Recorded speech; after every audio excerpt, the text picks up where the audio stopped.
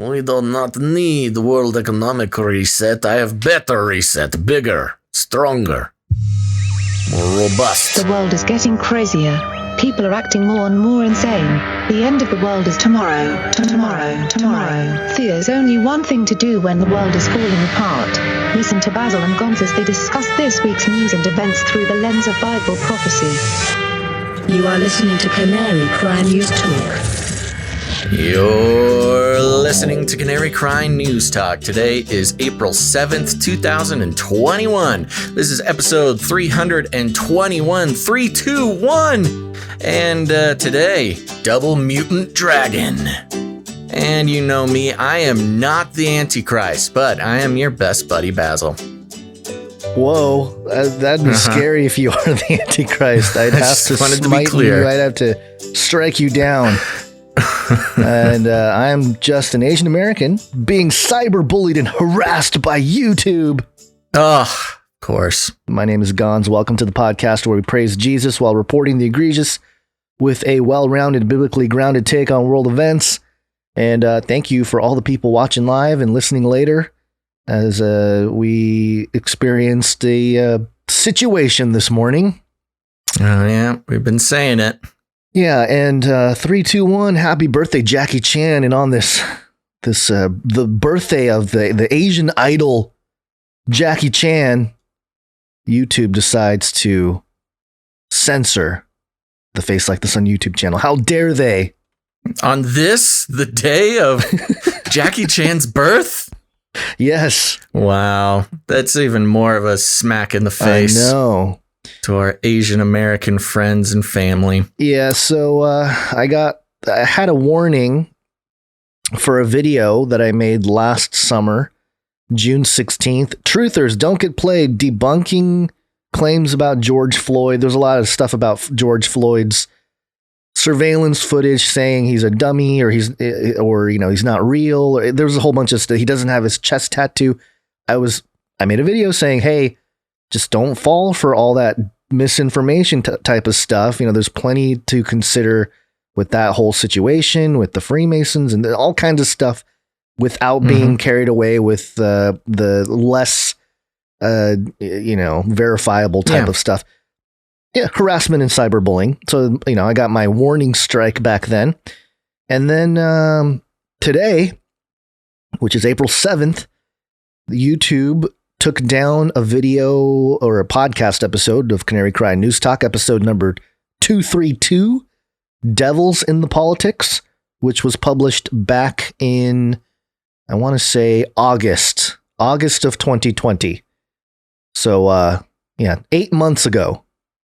Yeah. For harassment and cyberbullying. I want to know, who did we cyberbully? That's what I want to know. I would really like to know. Probably Jeff Bezos or something. Either Bezos or Jews, something like that. Jeez. I'm just saying. We do not cyberbully anybody. We don't, but I'm saying YouTube might have heard the word Jew and, Well, okay, I don't think you should keep saying that because we don't know what it was. And if that was the case, you're just repeatedly kicking in the algorithm. So stop it. I will not be censored, Basil. Well, you obviously will and have been and will be in the future. So anyways, yeah, there you go. And it just surprises me. I don't know, man. Sometimes I don't even know why we try. Every single episode, we tell people don't rely on one YouTube account or one way of getting the show. And of course, as is evident by today's numbers, hundreds and hundreds and hundreds of people did not take my advice, and so they don't get to view the live stream. Well, What are you going to do? And, you got to listen to your buddy. Yeah, so the Face Like the Sun channel is locked out for a week. And what's really interesting, and this is why we know that this whole thing is just a joke. The Canary Cry Radio YouTube channel, which is youtube.com/Canary Cry Radio, we stream on both channels, the Face Like the Sun channel and the Canary Cry Radio channel. So if it really was an issue, they would have taken down the video on the Canary Cry Radio channel as well. but they don't. Well, that's less effective because the Canary Cry radio channel has less viewers. Right. And it's not about making sense or using logic. It's about cutting the most amount of people off from information they don't want to get out there. But I will say that back on March 5th, we did receive our warning strike on the Canary Cry Radio YouTube channel. And that was for Dirty WACCINE Power Play, episode 304 of Canary Cry News Talk. And we violated community guidelines, which was spam, deceptive practices, and scams. Did we scam? What did we scam? We either scammed, we practiced deceptively, or we spammed people. I don't know which one it was. They won't tell us. But I appealed. And the appeal was rejected. So I really wish if there's, I mean, obviously, you know, we're not like Louder with Crowder. We have a half Asian lawyer, you know, just on standby, able to, you know, go at YouTube or whatever. And our audience isn't as big. You know, Crowder gets like 100,000 people per stream or whatever watching live. So he's got a little more weight to throw around in regards to fighting the big tech stuff like YouTube. We don't, but you know, it is what it is. And, you know, we appreciate all those who are actually here today live. Yeah. You know, if we were going to run a scam, we're not very good at it. We need to find a better, more profitable scam to run. But anyways, you know, and the reason I need to give a big thank you to someone over on Twitter, because the reason I had to mention that I wasn't the Antichrist at the beginning of the show was because for a while, I had 666 Twitter followers. Oh. And I thought, surely somebody will see this and, you know, click follow just to get the number changed. But no, the people just let me sit there for too long. But I do want to thank Danny M. for following this morning and getting me up over that 666 number. Which, by the way, I think Age of Deceit 3 is sitting at 666,000 views right now. So if you want to go click on that a few times to get me out of the that range, out of the zone. And I did tweet out to YouTube, "Stop Asian Hate," and I don't think Twitter is allowing me to share it with anybody. Well, you didn't just tweet "Stop Asian Hate." You sort of laid out the whole situation, and you know, of course, jujitsu or aikidoed the hashtag "Stop Asian Hate" to bring the ire of social justice warriors onto YouTube, but to no avail because, you know, it's have the social justice army behind me. Where are you, SJWs? Come defend me. Yeah. Well, you're not part of the club, I know, so that doesn't count. I'm not woke. I got a phone message from them. Are you even woke? They're very skeptical of my wokeness, so I didn't get the... Well, let's stop complaining about ourselves and go ahead and start the show. No, I want to keep complaining. No. Here's what I want to say to YouTube. Do not come back, you Nazi psychopaths. Flippy update. Do you want fries with that? That's right. For those who are new to the show, Flippy is the colloquial name for the disembodied robot arms that are taking our jobs, enslaving our children, and flirting with our spouses. We use talking about Flippy as a way to explore all the new, fun, and exciting ways that robots are taking over the world, and there's nothing we can do about it. This is a little bit of a mix, Gons. It's kind of a Flippy update with some Chinese news. And a little bit of a shorter one, so don't freak out, anybody. But it was just an exciting piece of news that was floating around recently in the headline. It's over here on Daily Mail, so it's a long one. Where is the Skynet logo? Chinese robotics firm shares terrifying video of its four-legged robots moving in unison that Twitter users say could be the start of a robot takeover. The start. I like how this is the start. Yeah, I know. Daily Mail is just getting on the train of the robot takeover. This is one of the more painful parts of being ahead of our time, Guns. Yeah. A robot takeover is the plot of many science fiction films, yada, yada, yada. A user shared a clip from Chinese-based Unitree robotics firm that shows a squadron of four-legged machines moving in unison. The AI-powered canine-like robot named Aliengo, dun, dun, dun, is designed with depth perception, high explosive sport performance. What? High explosive sport performance. What are they trying to sell? A pre-workout? I think they're just trying to get the SEO of high explosive in there. And an advanced protection level, among other features. The short video shows dozens of robots crouch down on the floor, but then spring up to a squatting position, leaning forward, then return to their original position, all at the same time. However, the video has sparked some funny and terrifying responses on Twitter, with some likening to a scene from The Terminator and Black Mirror. So this is nothing new to listeners of this show, but the big thing here is it takes, the robot squadron to be Chinese to really get people all worked up. Yeah. But the thing I kind of wanted to focus on was this is very reminiscent of Spot from Boston Dynamics, and we know how China feels about intellectual property, so I'm sure there was some corporate espionage to get some of these designs down. But I will say this, as we dive a little bit more into the analysis of the robot takeover, and now that normies are kind of starting to wake up, what might be the trigger for this stuff?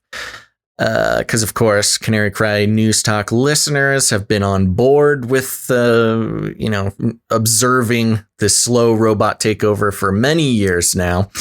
But I think it is the, what is the word that they used here? Hold on, let me get it. Unison.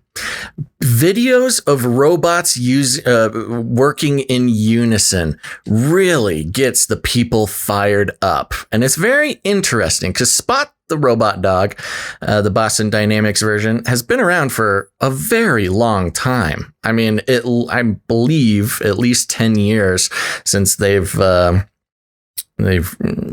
least had prototypes of it. So this is nothing new.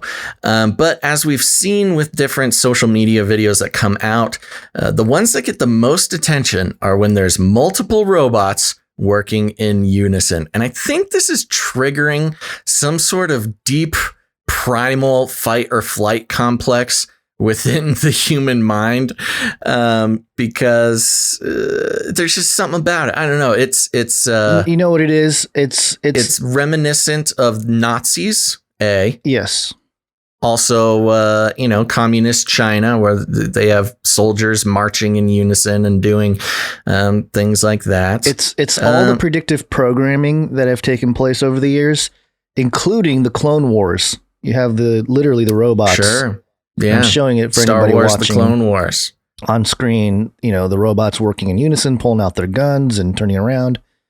Yeah. So yeah, I think the only context they ever see robots moving in unison is in science fiction, where there's war and destruction and space and all the things that bring us into this crazy New World Order type of situation. So I think that's why they're... Well, now some of the response tweets that Daily Mail were referring to here, again, give an interesting window into, people kind of just waking up to this sort of thing. They have a tweet here from Mr. V. I can see China trying to militarize this technology in order to invade the US. Oh, you really? You can see that? You think so, huh, Mr. V? No, of course, China is militarizing these robot dogs. They don't have any laws or, at least Boston Dynamics, you void your warranty if you weaponize the dog, the robot dog. But as we know how the CCP works in China there, as a corporation, you don't have any major success without having ties into the government. In fact, big corporations in China have a department, much like how you'd have a HR department or a logistics department or whatever, management teams. There's a department in every big corporation that is the CCP liaison department, where you have a direct connection to the government, where they sort of guide your things. So yes, these robots were never created, unlike Boston Dynamics. They were never created outside the context of weaponizing and militarizing them. And especially when it comes to the surveillance system in China. These robot dogs, we had Digi Cuomo, the New York City Police Department's robot dog, that they were explicit about saying they're not going to weaponize. We're just using it for surveillance. And so, of course, the CCP say, oh, okay, yeah, that gives us a wonderful idea. We got to get these robot dogs to patrol the streets. And our 100 in their mission. What was the name of the operation? They have an operation to have 100% surveillance in urbanized or residentialized areas in China by, I think it was 2025. Yeah, 2025 or 2030, one of the two. Yeah. So then, of course, some other tweets. This reminds me of an episode from Black Mirror. Yes, there was a Black Mirror episode called Metalhead that had a robot dog hunting people. Where's the Skynet logo? Yes, of course. How far behind is China, the US, and AI? About 12 hours, says, hey, it's debug. So there you go. Sorry, a little late on the drum roll, but. Yeah. So there you go. China has now mass produced Spot the Robot Dog and is very excited about putting them to use. Since Asians can't pronounce L's very, very well, the Aliengo, okay. It's actually Aryan. It is racist. Oh. Aliengo. Yeah, good catch. Yeah. You didn't think about that one, did you? No, I didn't. I'm too woke for that, guys. Too woke. Yeah, it's again, it's interesting because I guess we're desensitized a little bit to the reality of this thing, but more and more people are recognizing it. But I've noticed that nothing is being. We've just had more time to process. Yeah, more time to process. But notice how nothing's being done about it. Like, there's not much being done. It's more just people freaking out on social media, and that's about it. Well, it's always good to have more awareness. But, as not that we need to go on any further or much further with this. Of course, the Biden administration is good buddies with the CCP. Biden admittedly has spent more one-on-one time with Xi Jinping, the president of China, than any other world leader. They're good buddies. But you have further down in the chain of command, you have people in the Pentagon, head of Homeland Security. They've all been going pretty intense on this China's beating us thing, and we need to do something about it. So we'll see if anything happens. But there you go. Your flippy update for the day is China now has their own army of Spot the Robot Dog. Yep. And Biden's probably just like, come on, man, it's cultural. They want to weaponize their robots. They can, man. It's just cultural, man. Joe Biden, notorious dog weaponizer. Yeah, that's true. Maybe. Maybe Major Biden is a real is a Chinese spy. Major Biden is a Chinese operative within the White House, one by one, crippling the hands of White House employees. That's how China infiltrates America. Robot dog. Hey, it's all part of the plan, man. Yeah. All right. Well, anything else on that? Nope, that's it. Okay. Let's keep going. Epstein didn't kill himself. This is from Newsweek.com. Headline: Ghislaine Maxwell prosecution reveals nearly 3 million pages of evidence. I need like the reverb. Yeah, 3 million pages of evidence. 3 million pages, which is there's a lot. There's a lot of pages, and that's the most amount of pages. We were talking about how I think a couple episodes ago when she was, convicted of. Wait, you didn't finish the headline. Yeah, I did. You did? Yeah, 3 million pages of evidence. Yeah. Oh, but you didn't say. Okay. All right. Okay, keep going. Okay. All right.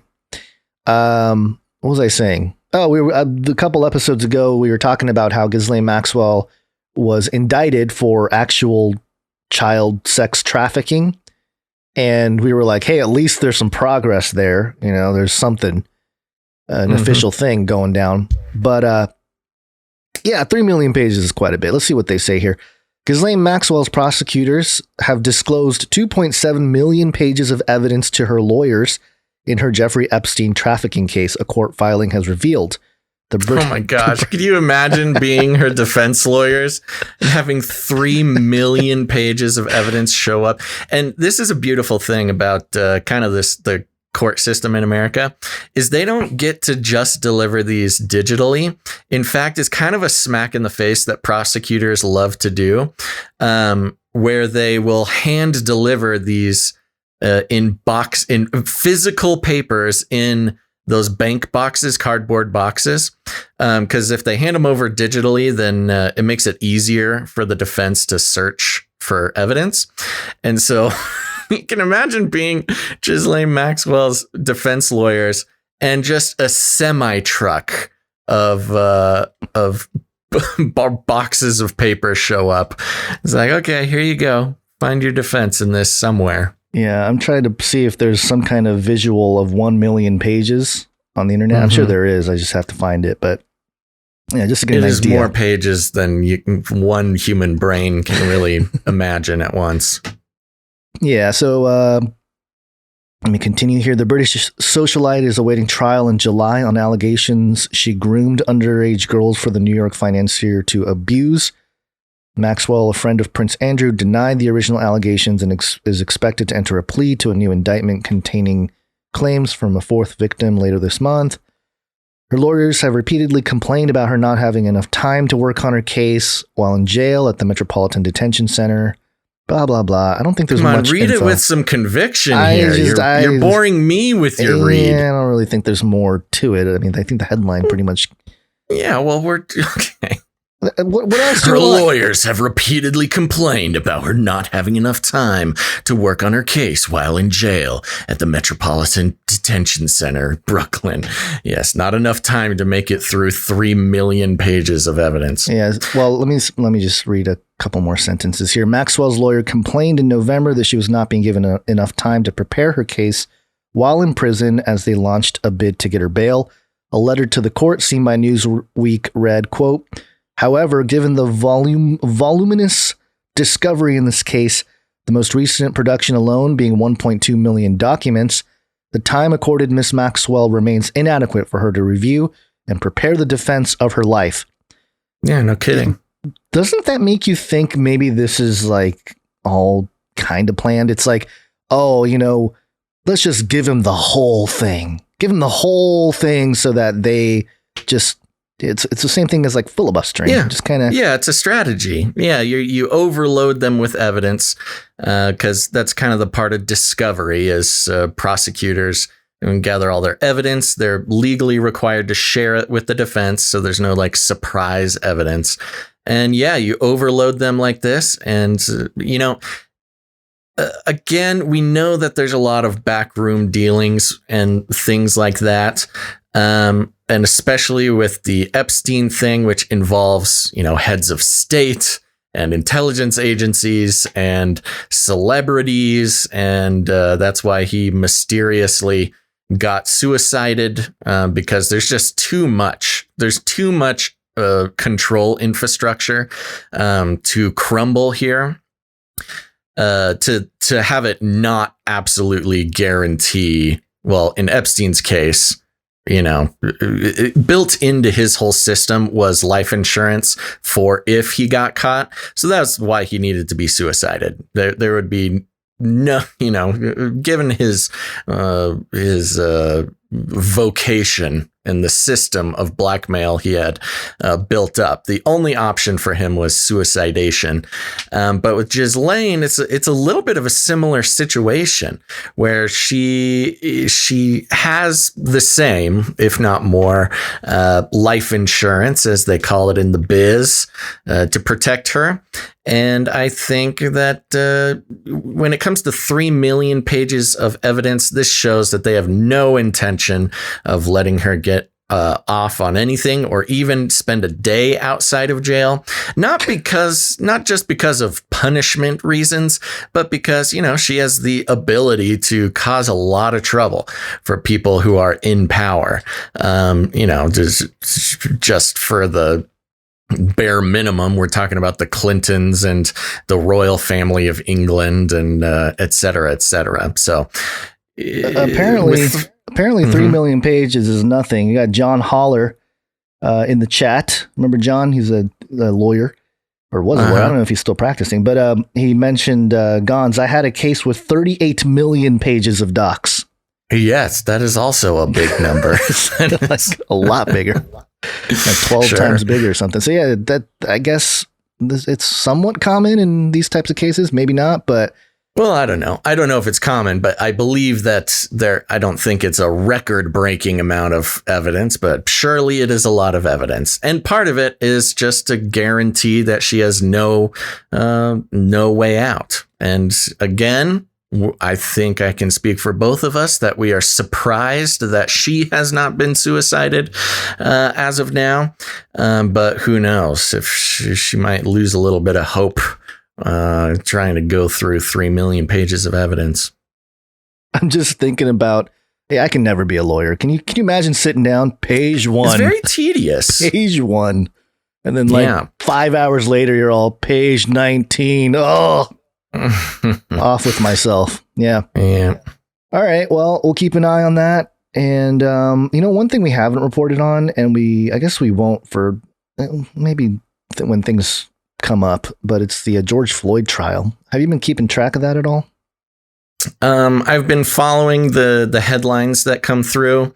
Yeah. I was reading every article that was coming out, but there were so many of them, and they were so not like a whole lot being reported. It'd be like 3. Bias, of course, but also it's like a whole article about how one witness said that the chokehold was very mean. A lot of appeals to emotion, at least last week. Oh, sure. Yes. Well, they're not going to let this guy go. Let me say that the media is not going to give this guy a break at all. There have been some very interesting rumblings about like technicalities that might, let him, I don't know, maybe just not have maximum penalties of, or are they shooting for, what is it? 1st degree murder? What's the one where you meant to kill him on purpose? I forget. But yeah, this is an opportunity, again, going back to the tinderbox concept, where, hey, if Chauvin does get off on, even if he gets a light sentence, even anything short of life in prison, I think is going to spark some violence. Yeah. Yeah. That's really the thing. It doesn't matter what the outcome is. If it's not like death penalty or life sentence, they're going to light the streets on fire again, but we'll keep track of it. We'll do a more of an official report, maybe a little bit further down the line when there's something more interesting to talk about. All right, let's talk about you racist. You racist. Talk about the WACCINE. WACCINE.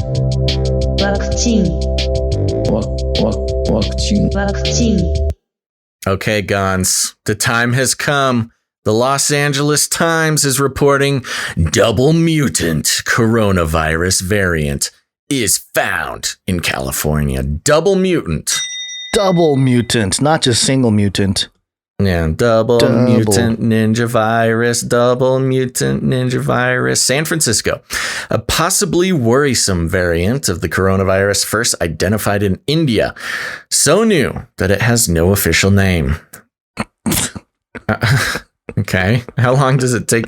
They name these things like B141. Somebody like couldn't just 10 seconds to name it. They're so on top of it. What do you want me to name it? I'll name it for you. It's double mutant ninja virus. So new that it has no name has been found in California by scientists at Stanford University.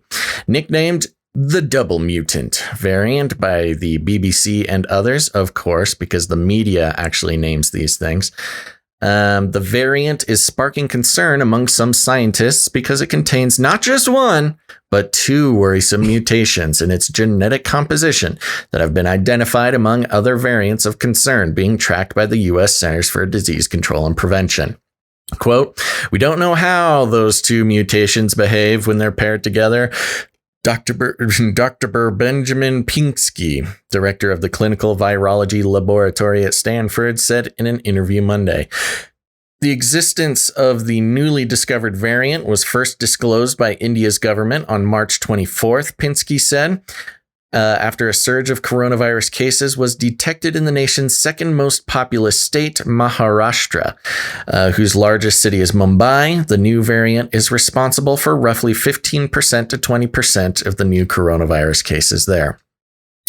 Now, in the crazy, wacky conspiracy, baseless conspiracy theory that, the coronavirus may have come from a laboratory in Wuhan, China, of course, these wacky people are targeting an innocent level 4 lab that specifically studies bat coronaviruses and gain of function for the Chinese government, and he was not very compliant with a WHO investigation, but still crazy that it could possibly have come from there. But if indeed that is true, China and India are constantly agitated with each other. We've covered how they're zapping each other with microwave weapons at the border. They're constantly getting in gunfights at their border. Not a very friendly relationship. So if the baseless conspiracy theory about coronavirus coming from the Wuhan Institute of Virology, that has been funded by EcoHealth Alliance with ties to a current member of the investigation team of the HWO. Anyways, I don't need to go into that. It's crazy and baseless. But if that was the case, it would not surprise me that India would be the target of this new double mutant ninja virus. Oh, I just noticed. I can't call it a ninja virus. That's racist. Yeah, well, we're already canceled. Half canceled, okay. So just go for it. Okay. A day later, on March 25th, the Stanford lab identified the same variant in a coronavirus sample taken from a patient in the San Francisco Bay Area. Quote, on the 25th, we actually got our sequence back and found that, wow, this is actually the same variant that they were talking about, Pinsky said. Quote, so this rapid spread across the globe is pretty impressive and also a bit concerning. Why this new variant may be worrisome. The Stanford lab identified one confirmed case of the new variant and 7 presumptive cases among samples from patients in the Bay Area, Pinsky said.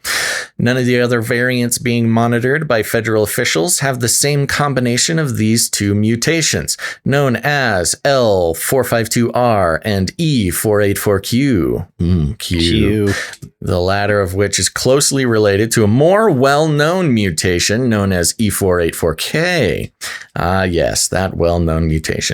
The L452R mutation became well-known in California as one of the California variant, racist, resulting in a strain that is believed to make the virus more infectious and might cause reduced immunity in people who have been vaccinated. Convenient. Yes. The E484Q mutation is closely related to the E484K mutation, which has been found in variants first identified in South Africa, Brazil, and New York. The E484K mutation is also concerning because it might give the virus the ability to partly invade the immune system's protective response among inoculated people or those who have survived a conventional COVID-19 illness. Quote, so this is interesting. Just to sum that last kind of confusing paragraph up.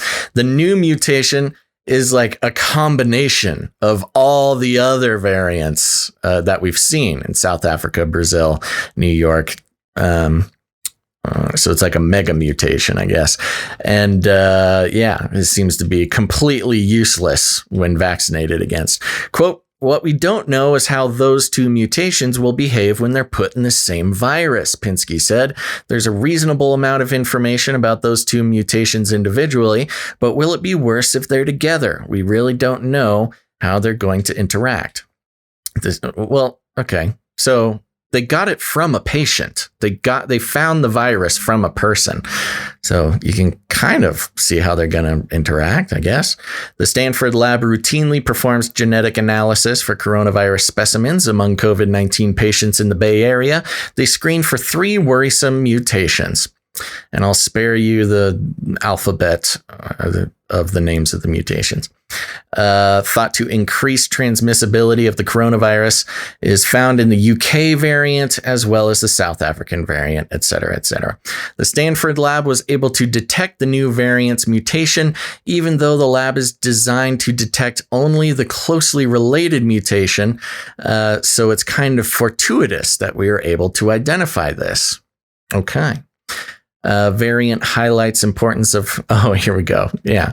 So they just spent a few paragraphs telling us how, these variants basically make the vaccination useless. But let's check on how variant highlights importance of vaccination. The emergence of the new variant underscores how important it will be to quickly vaccinate as many people as possible. The best known New York variant is believed to have emerged in Washington Heights neighborhood in Manhattan and then quickly spread through the city. Dr. Anthony Fauci, Daddy Fauci, to those who care, the nation's top infectious disease expert, said at a briefing last month. Nation's top, meaning nation's most paid. Right, highest paid. Yeah. Highest paid disease expert. Highest paid government employee makes more than the president, Dr. Science Fauci does. is truth. One way variants can emerge is through the infection of a single person who has compromised immune system, Dr. Rochelle Walensky, the director of the Center for Disease Control and Prevention, said in March. A coronavirus infection in a person with a weak immune system, quote, could be the breeding ground of the emergence of variants for the simple reason that if you don't clear the virus rapidly, you're going to have immunological selection within the given individual, meaning the virus could evolve in that person to become more robust. That was probably how it all started with New York's variant, Fauci said on March 1st. The only way to curb the creation of the new variants is to slow the transmission of the virus. A potential nightmare scenario could result in the spread of variants like the kind that has struck Brazil. The city of Manaus was one of the hardest hit in the world with a conventional strain of the coronavirus, and it now appears that there's a lot of substantial reinfection with the new Brazilian variant. Dr. Stefano Bertozzi, professor of health policy and dean emeritus of UC Berkeley School of Public Health, said at a UC San Francisco forum last month. Wow. However, immunity produced by vaccines are believed to be better than immunity produced by surviving COVID-19. Believed to be. Believed very to scientific. Be. Notice how there's no quotes there and no source. Seems like that would be an important place to have a source, cite a source or a quote. And while some variants are believed to result, again, that believed, it's so funny for a community that is so against belief. Belief is the enemy. Science is your friend. There's a lot of belief involved in this immunity. A lot of faith speak. in the science community. Yeah.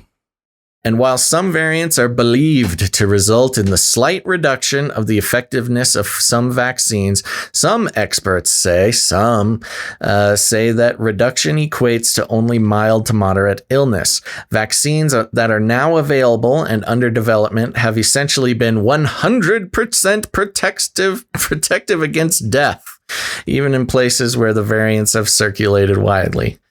Okay, we don't need to get into that. For instance, COVID-19 vaccines manufactured by Johnson & Johnson, Novavax, and AstraZeneca were studied in South Africa and, quote, all showed reduced efficacy compared to studies carried out in other parts of the world, where the South African variant wasn't present, Pinsky said. However, it's important to note that all vaccines are very effective at preventing severe disease and death. Basically, all vaccines are 100% effective at that so far. Vaccines can actually address these blah, blah, blah. It goes on and on and on. There's more. Interesting how they point out the three, ignored stepchildren of the vaccine industry, the J&J, Novavax, and AstraZeneca. No talk about Pfizer being ineffective or Moderna being ineffective. Yeah, it's another one of those things. I don't think the LA Times truly believes people read this and actually analyze what they're saying. It does get incredibly boring. Well, it's not just boring, but it contradicts itself when at the beginning it's trying to scare you like, oh, it's not going to, the vaccines don't work against the variants. And then it's got to make sure that you got to get your vaccine because we want to stop the spread of the thing. So that way, but wasn't the narrative that even if you get a vaccine, you got to wear your mask, got to social distance because you can still spread it. So the narrative is completely just all over the place now. I think it's just meant to confuse people now at this point. Totally. Well, and especially because it's very unscientific to talk in absolutes.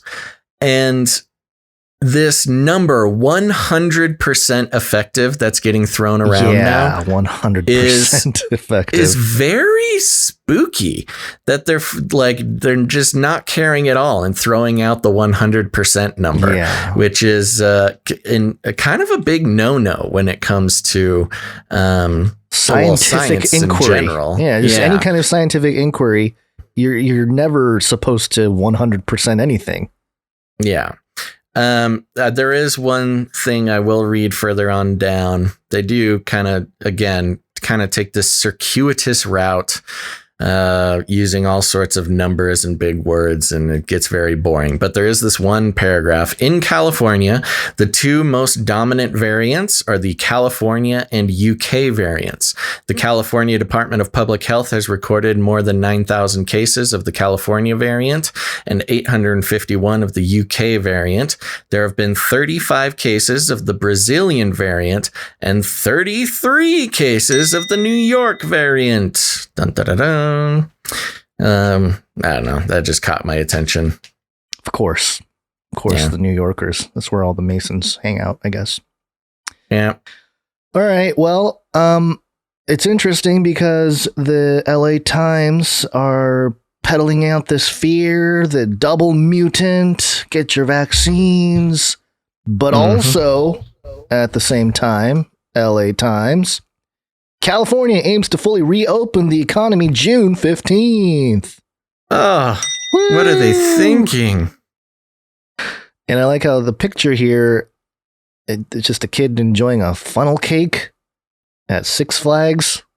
It's just a really random thing. Like, which is also weird because specifically Six Flags and theme parks in California open up, isn't it later this month?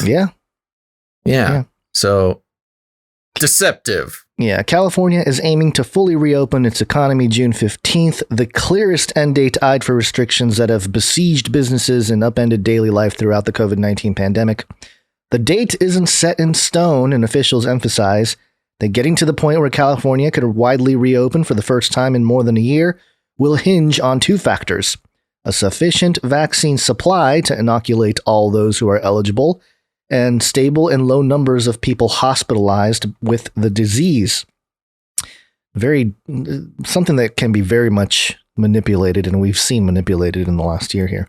Yeah, hospitalizations is not necessarily an objective data point indicator. Yeah, June 15th. also won't bring a full return to pre-pandemic life. Notably, California's mask mandate will remain in place for the foreseeable future.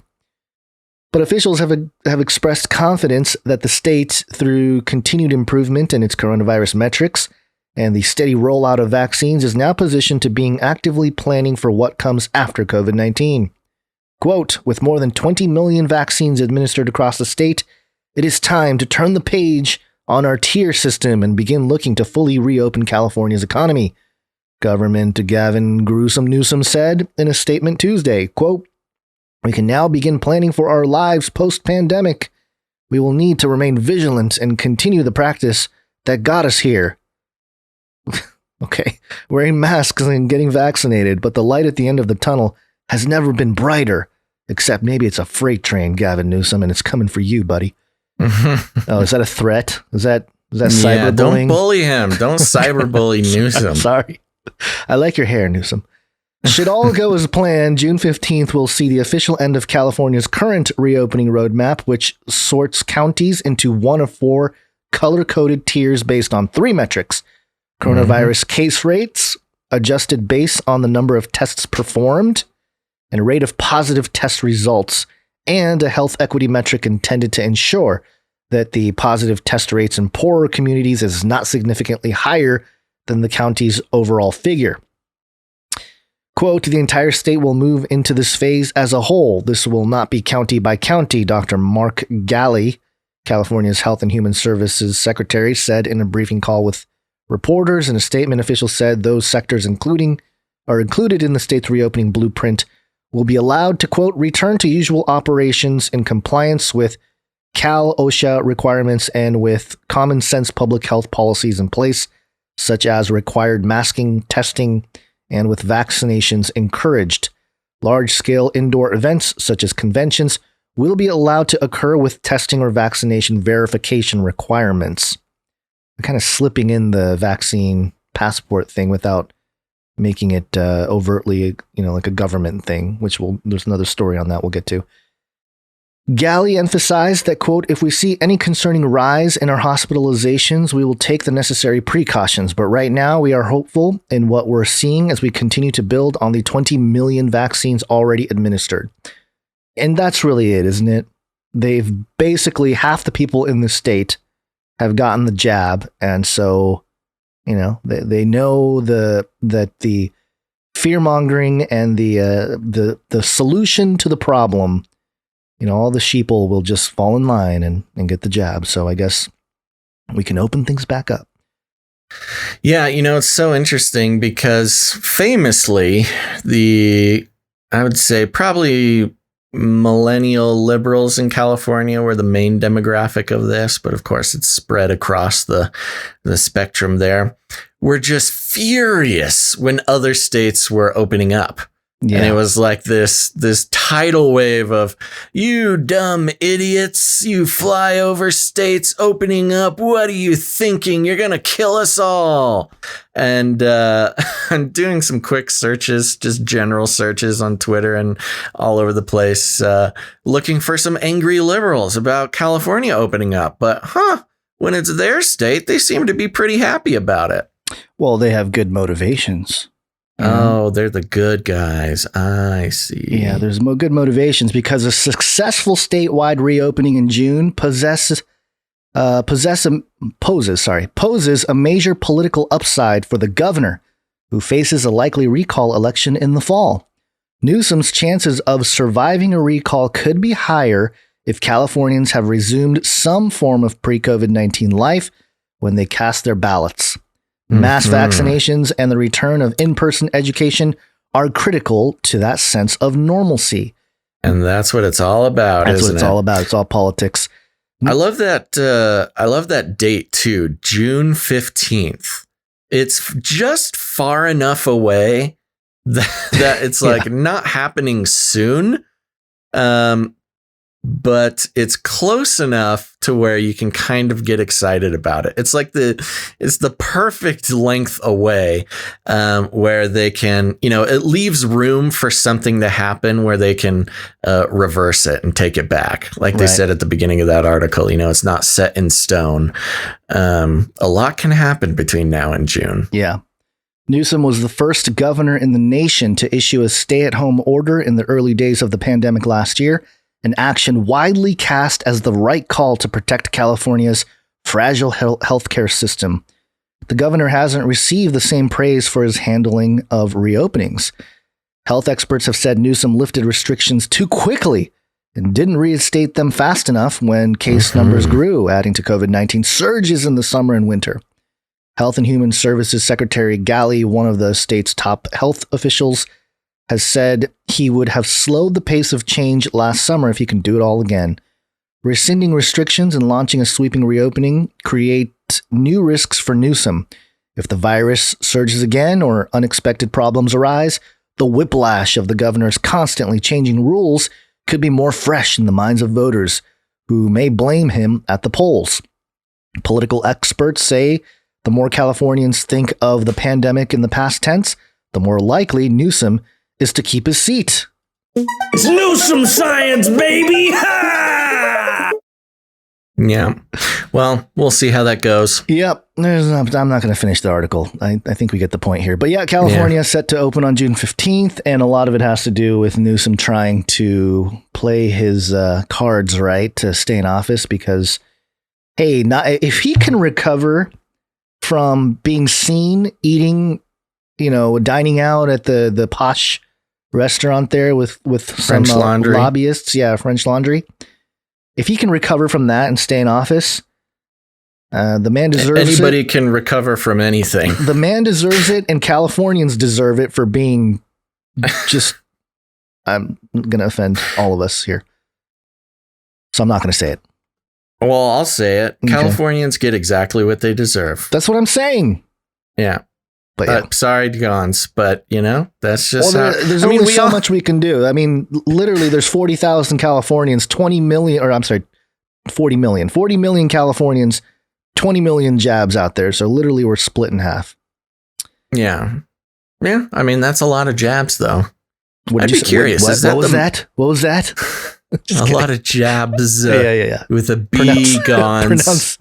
Pronounce your words correctly, or you will be canceled. All right, what's next? Just more pandemic special stuff. A pandemic special. The Rangers, Texas Rangers, taking the field, and the stadium is at full capacity. Was George Bush there? I don't know. George W? I don't know. But remember his speech that he was given, his everybody take the jab speech? He said, I want to go to a Rangers game. Oh, right. Yeah, maybe he was there. I don't know. Probably not. That wasn't very long ago either. That was like a couple of weeks ago he said that. Yeah. Well, this is how it sounded. Joey Gallo taking the field.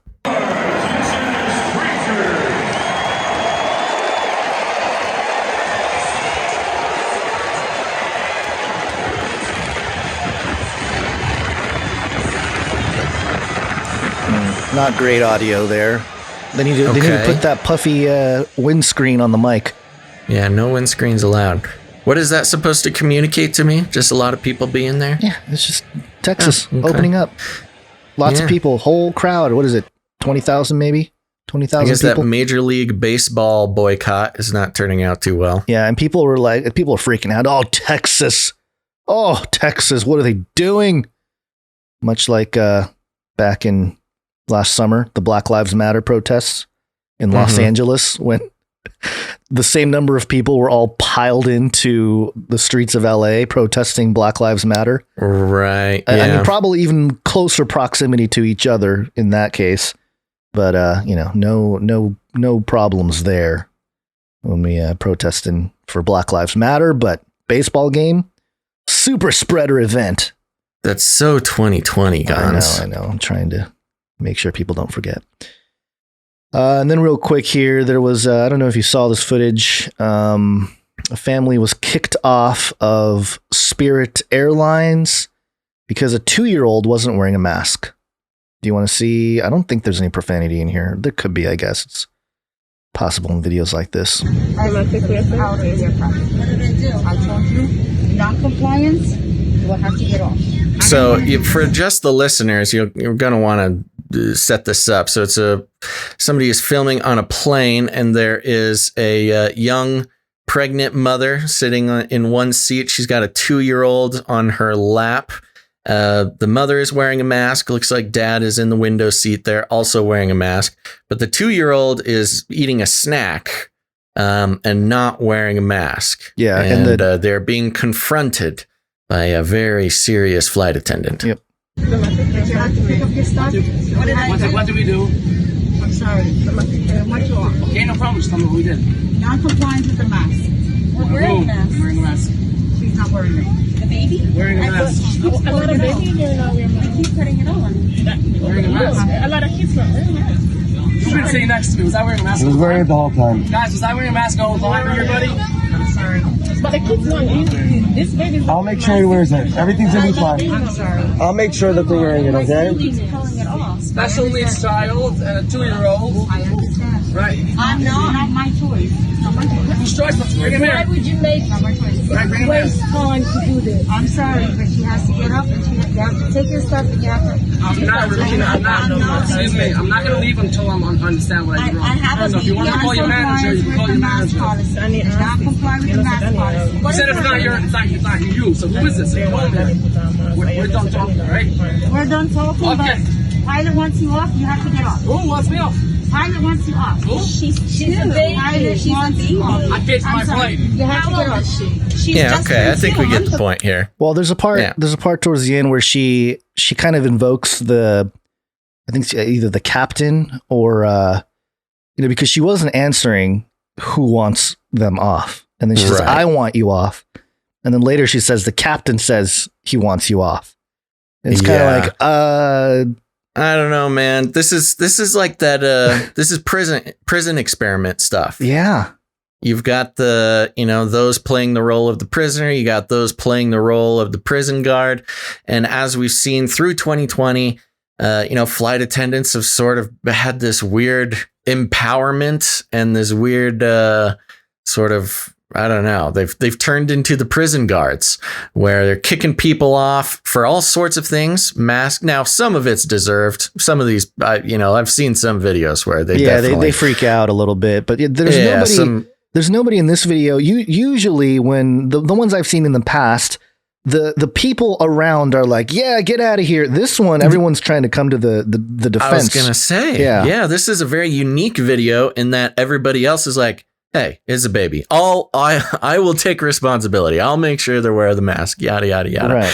So, yeah, I liked this video in that people were actually coming to the baby's defense, which is a glimmer of light in the panopticon mind control that we've seen for the past year. And you can kind of tell that the flight attendant was not used to that. I think this flight attendant probably has kicked some more people off, or at least, been around while more people get kicked off. And usually it's sort of an angry, mean person who starts cursing, and the cops come and drag him off and everybody cheers. But this is a baby eating snacks. And the tweet coming from Breaking 911, it says the child was a special needs child. So I don't know exactly what that means, but technically, I believe special needs children, especially, they don't necessarily have to wear the mask. I think there's some in the mask mandates. There's some people who have different things going on, developmental things that makes it almost impossible for them to wear the mask. And they don't understand. So how did this end? Did they actually get kicked off, or what? I think they took everybody off the plane, and then they brought everybody back on the plane. And then and there was this flight attendant did not return. And I think Spirit Airlines came out and says, "Oh no, it wasn't that we disciplined her. It was just what is it called? A staff change kind of thing, but it's like, I don't know. Okay. Huh, interesting. Doesn't matter. So the flight attendant got busted. I don't know for sure. Huh. Maybe, but whatever. Either way, it's not a good look on Spirit Airlines, and maybe because of the people reacting and the situation specifically, that, you know, special needs, 2-year-old, all the things that don't support her, the flight attendant, from kicking him off. Maybe they needed to do a little damage control, because now everyone's like, don't fly Spirit Airlines. They're a bunch of Nazis or whatever. Well, so long story short, it gives me a little bit of hope that people came to the defense of this person, that pushed back against the flight attendant. You know, the prison experiment mindset where anybody with a name badge suddenly becomes a police officer it needs to stop. Yeah. And, you know, I'm looking through the tweets here. People are on both sides of this. And unfortunately, you know, some people, I don't think they understand exactly what's going on. I think a lot of people don't even watch the video. They're like, no mask, activate mind control, no maskers, that racist baby, that racist domestic terrorist baby who stormed the Capitol on January 6th must be punished. The baby storming the Capitol. That's the next art assignment. Yeah. Yeah. All right, what's next? Well, a lot of LA Times stories. Before today, we do that, Spirit Airlines competitor Delta cancels 100 flights due to staff shortages, maybe because they're all getting kicked off for yelling at people. Websites at 3 Delta hubs showed 33 canceled flights. Oh, 33 is the number of completion of the Great War. So yeah, just another flight. Airplane story with the situation here, but LA Times, lots of LA Times stuff, and this one is titled, and the headline. There's no headline here. What's the headline? COVID-19 vaccine safety, side effects, risks, reactions, and what you're looking at here is a bunch of squares. You know how they do the visual sometimes. And they have a bunch of rows and aisles of squares. And it says each square represents 15,000 vaccine doses. And then it says more than 150 million shots have been administered in the US so far. And then it has a little arrow to half of a square. And it says 0.005% may have resulted in a serious side effect, which is trying to say, hey, look, visualize how little people had serious side effects, which means you're probably safe. Go get the jab. Yeah. Yeah. It's not even worth reading, really. It's sure just more of a visual thing. But it's almost like they're justifying, because they're, again, we've talked about this multiple times, but with this type of thing, especially a new technology that they're rolling out there, there's not enough evidence. There's not sufficient evidence to know if there's long-term effects. So the fact that they're even putting out these visuals like this, imagine a similar visual of the number of people who have actually died from coronavirus last year. Yeah.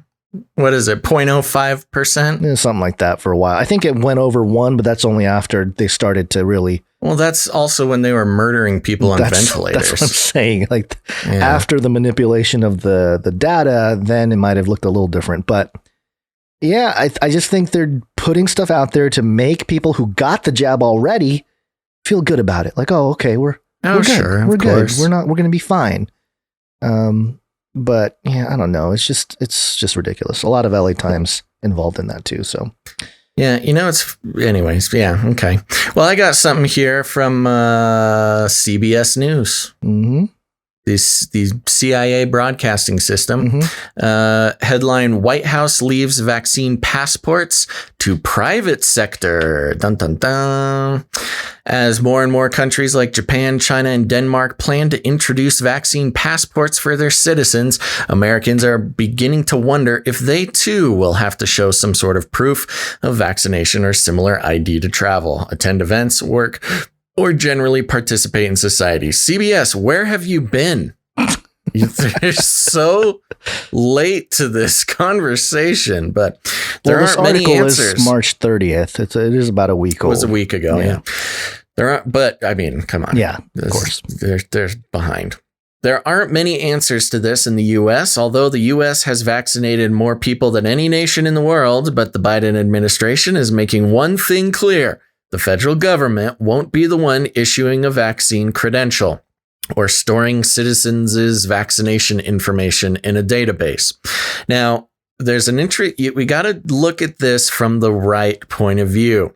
So, this sentence here, the federal government won't be the one issuing a vaccine credential or storing citizens' vaccination information on a database. So what they're trying to do here, is kind of assuage the fears that like, oh, the government will give you a passport and the government will keep your data and kind of trying to lean or relieve fears of conservatives in that way.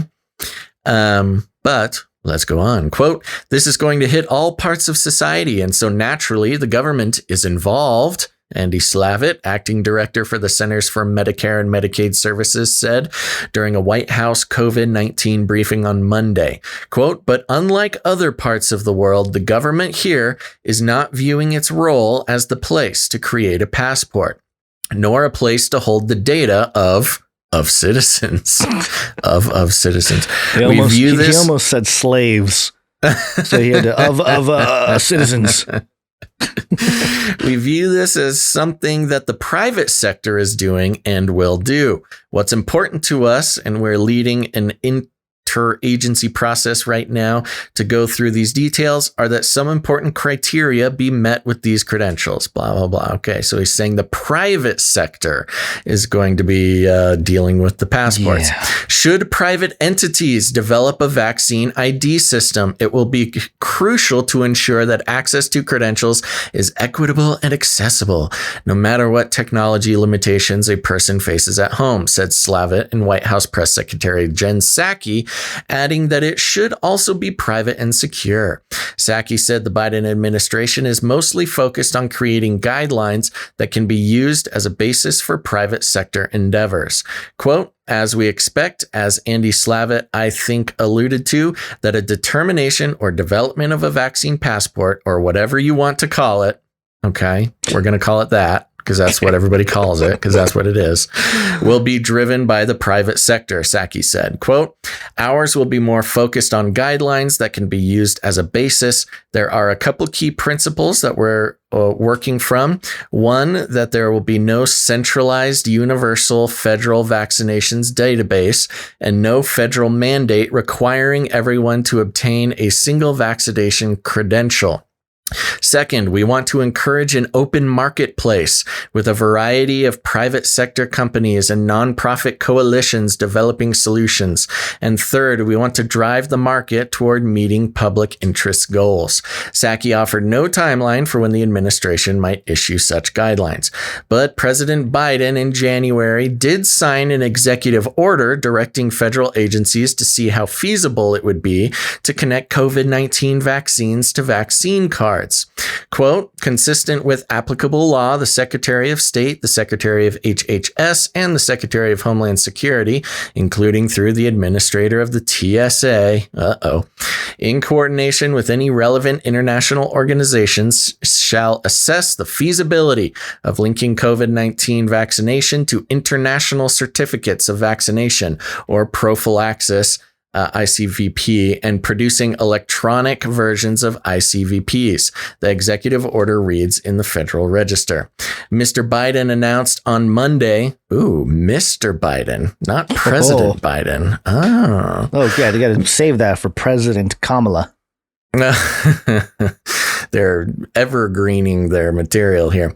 Mr. Biden announced on Monday that 90% of American adults will be eligible for a vaccine by April 19th, and that 90% of Americans will live within 5 miles of a vaccination site by that same date. Still, he and the Centers for Disease Control Director Rochelle Walensky warned Americans not to grow complacent. Quote, we're in the life and death race for the blah, blah, blah. So then they just go into saying, everybody get your vaccine. So very interesting thing we are experiencing here. And it ties in with the governmentization of big tech, where Biden, the trying to be everybody's president, even conservatives, Republicans love him. According to him, Republicans love me and what I do. Taking his GQ cover photo on the back of a red pickup truck with some Budweisers, playing a guitar with a horse bit as a guitar strap. A good old American president like Mr. Biden. And so, of course, a centralized federal government database of vaccinations and vaccination passports is a complete no-go with conservatives. And I don't mean politically conservative. I mean ideologically conservative. This includes a lot of libertarians. It even includes a lot of more centrist Democrats, I'd say. Yeah. The traditional, the trad Dems. Yes, the Silicon Valley Democrats, or the they love this. They're like, well, oh yay, well, there you go. You're yeah. right. That was a bad example, and that's because the privatization of vaccine passports is also a horrible idea. It's have we learned nothing from the abuses by Facebook and Google and big tech? What in the world would make them think that we would prefer to get our vaccination passport from Facebook than the government? I mean, I don't want to get it from the government either, but getting it from Facebook is also a bad idea, where they have less limitations on what they can do with the information, where they're Google's in bed with the CCP, helping them tie down the internet in their country. These TikTok and all these social media, big tech companies, it might sound good on its face. And this is another one of those things. You got to watch out for these two-faced programs. Just because the government isn't in charge of the vaccine passport does not mean that it's any better that the private sector does. And I think only because I've seen some reactions from some people who maybe just haven't taken the time to think about it. They're like, oh yeah, see, the federal government isn't going to be in charge of the passports. This is going to be great. No. This is the worst possible scenario, to put big tech in charge of your passport, because they are not concerned with your freedoms. They're not legally obligated in any way to protect your freedoms, at least any more than the government is. In fact, categorically less so. Yeah, and it's very low level type of stuff to say this. It's almost as if it's being used so that certain radical progressive leftist types can be like, see, all you conspiracy theorists, QAnon people out there, it's not the government. The government's not trying to take over everything. It's the private sector. Sorry. Go ahead. Yep. No, I was going to say it's a blatant handing over to the technocrats. It is. I mean, they don't use the word, but the concept is objectively the Democrats, meaning people running this democracy, handing over control to technocrats, and that's the beast system, baby. And there's more nuance to this discussion because there's private federal corporations. The Federal Reserve is technically a private. Well, it's a public-private structure, but it's privately, it's somewhat privately owned, and it operates in tandem with the federal government, and with they say it's within the framework of the federal government, but it basically acts as a private corporation, and so if you have the Federal Reserve Bank that runs our country, if they're considered a private sector. And they want to be the people to manage the passports along with big tech, obviously. Right. Then we're really talking about a mark of the beast type of system. Not saying that it is the mark of the beast, but very much in line with it because they can control your finances. Well, right. You don't even necessarily need the banks to be involved because big tech wants to be your bank anyways. You got PayPal, Venmo, it's these middlemen, big tech companies. Yeah. Yeah. Right. So, this is very deceptive in what they're trying to push out there. There is some, I guess, good news. I don't know if it's good news or not. This is Washington Post. University of Oxford pauses trial of AstraZeneca vaccine in children. Sounds good, right? Yay. Yeah. Researchers at Oxford University paused the trial of the coronavirus vaccine they are developing with AstraZeneca in children as young as 6 years old, pending a safety review by regulators in the UK. Regulators in Britain and other countries using the vaccine have been investigating rare cases of blood clots or brain blood clots and very low levels of platelets in people who have been vaccinated to discern whether there is a connection. Britain had continued to use the vaccines in all age groups, but other countries have restricted its use in younger people, and some have suspected the use of the vaccine while safety reviews continue. The trial was not paused. This is the key point here. The trial was not paused because of any safety concerns in the trial, but to allow the review to finish. So what they're saying? Oh no, we're not. No, there's don't worry about it. It's not a safety concern. That's not why we're stopping. We're just allowing the review of everything to finish before we continue to stab children. Which is basically what they're saying. It's really interesting because it kind of sounds like good news, but in reality, it's kind of like, oh, all right, okay, not really. Yeah, but what is this review? Why did they even pause the review? This is weird, man. This blood clot thing with AstraZeneca, it's gone back and forth like 2 or 3 times now. Yeah. It says your quote, participant safety in any clinical trial is our top priority.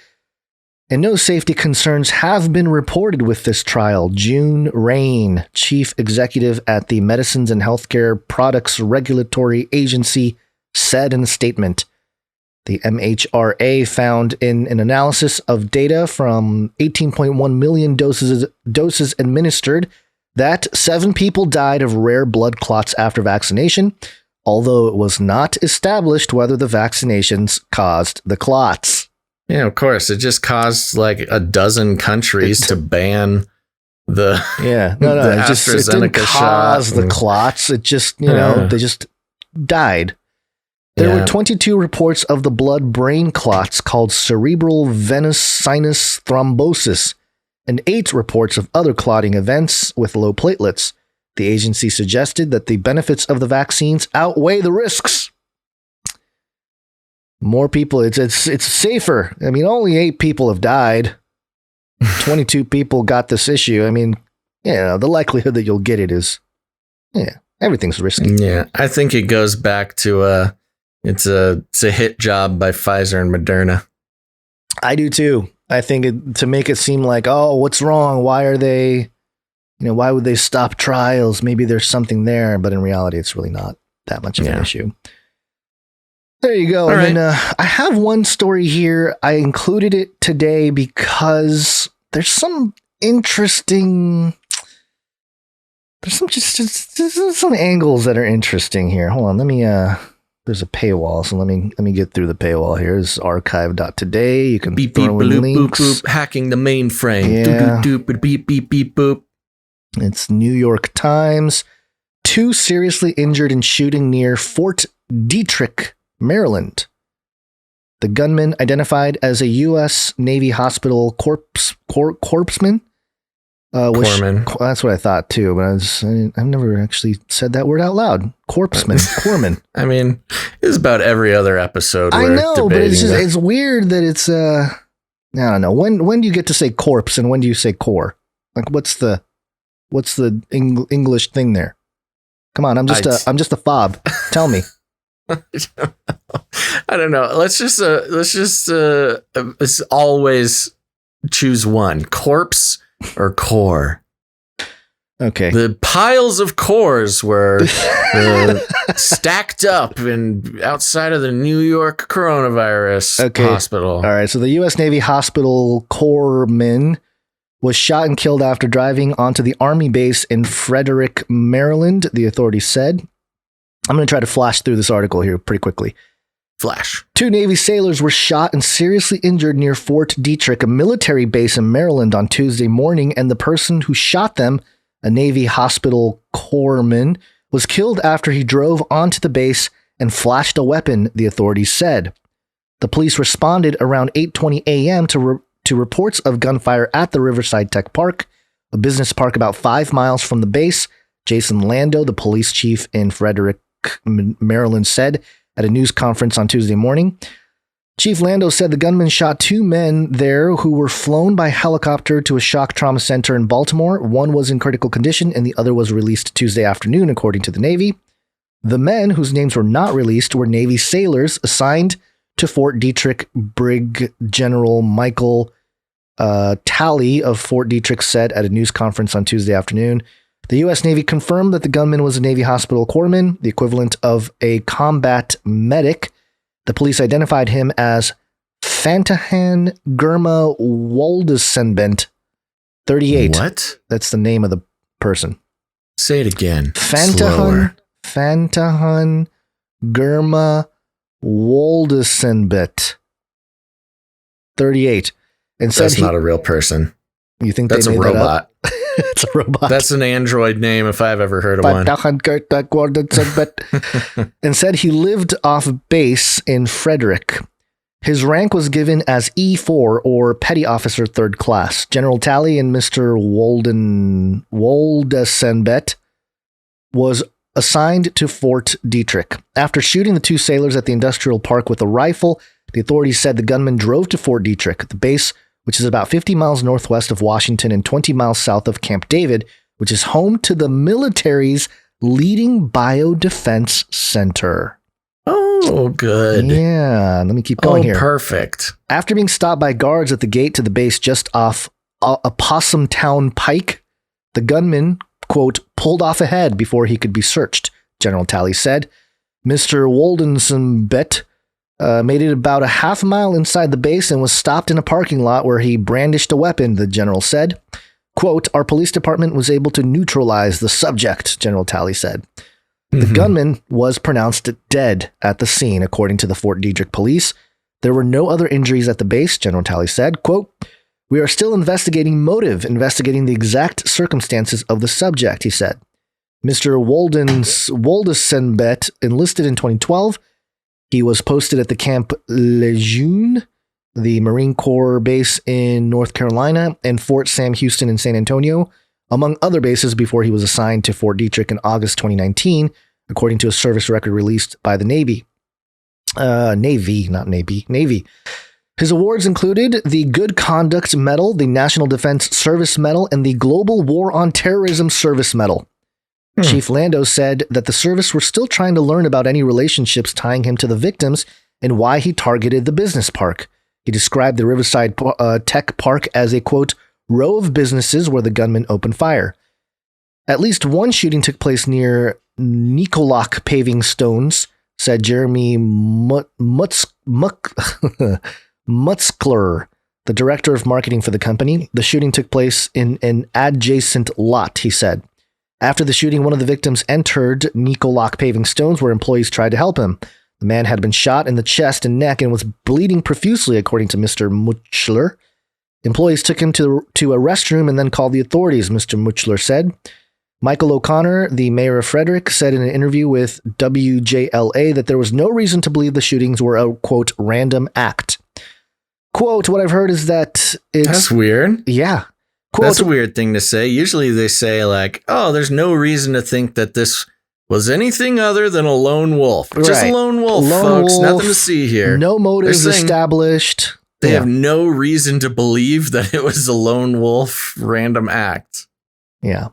That's pretty wild. Quote, what I've heard is that it's likely that the individuals are at least aware of one another, Mr. O'Connor said. Quote, what caused what caused this to turn into an incident like this? It's difficult because they haven't been able to talk to the victims yet. The police and military officials said that the initial shooting took place at the warehouse rented by the Naval Medical Research Center, Biological Defense Research Directorate, to store research supplies and equipment. The Navy said it was sending a psychiatric intervention team to provide mental health support to the Fort Detrick community. The shootings on Tuesday occurred 2 weeks after a gunman, blah, blah, blah, the Boulder, Colorado thing and the Atlanta shooter. Quote, "It's terrible," Chief Lando said of the shootings in Frederick. "It's very tragic. It's happening too frequently. Every time we turn on the TV, we're seeing something like this happen, and now it's happening in our backyard." General Talley said, quote, "What's become all too often having these incidents, it's important to realize that we were as prepared as we could be for something like this. Fort Detrick is the largest employer in Frederick County, according to the Frederick County Workforce Service. It's home to the U.S. Army Medical Research Institute in Infectious Diseases." Kind of interesting. And then here's some of the stuff they buried at the bottom of this article that I found very fascinating. In 2019, the government shut down a military germ lab at the institute after the Centers for Disease Control and Prevention issued a cease and desist order to halt research into toxins such as organisms that cause Ebola, smallpox, anthrax, and plague. The CDC issued the order because the institute did not have, quote, "sufficient systems in place to decontaminate wastewater from its highest security labs."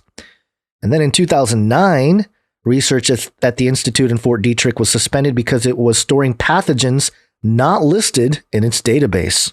They got some bad history. This is a super sketchy zone. Super sketch. The Army Institute also employed Bruce E. Ivins, a microbiologist who was a leading suspect, but who was never charged in the anthrax mailings in 2001 that killed 5 people. Dr. Ivins died in 2008, apparently by suicide.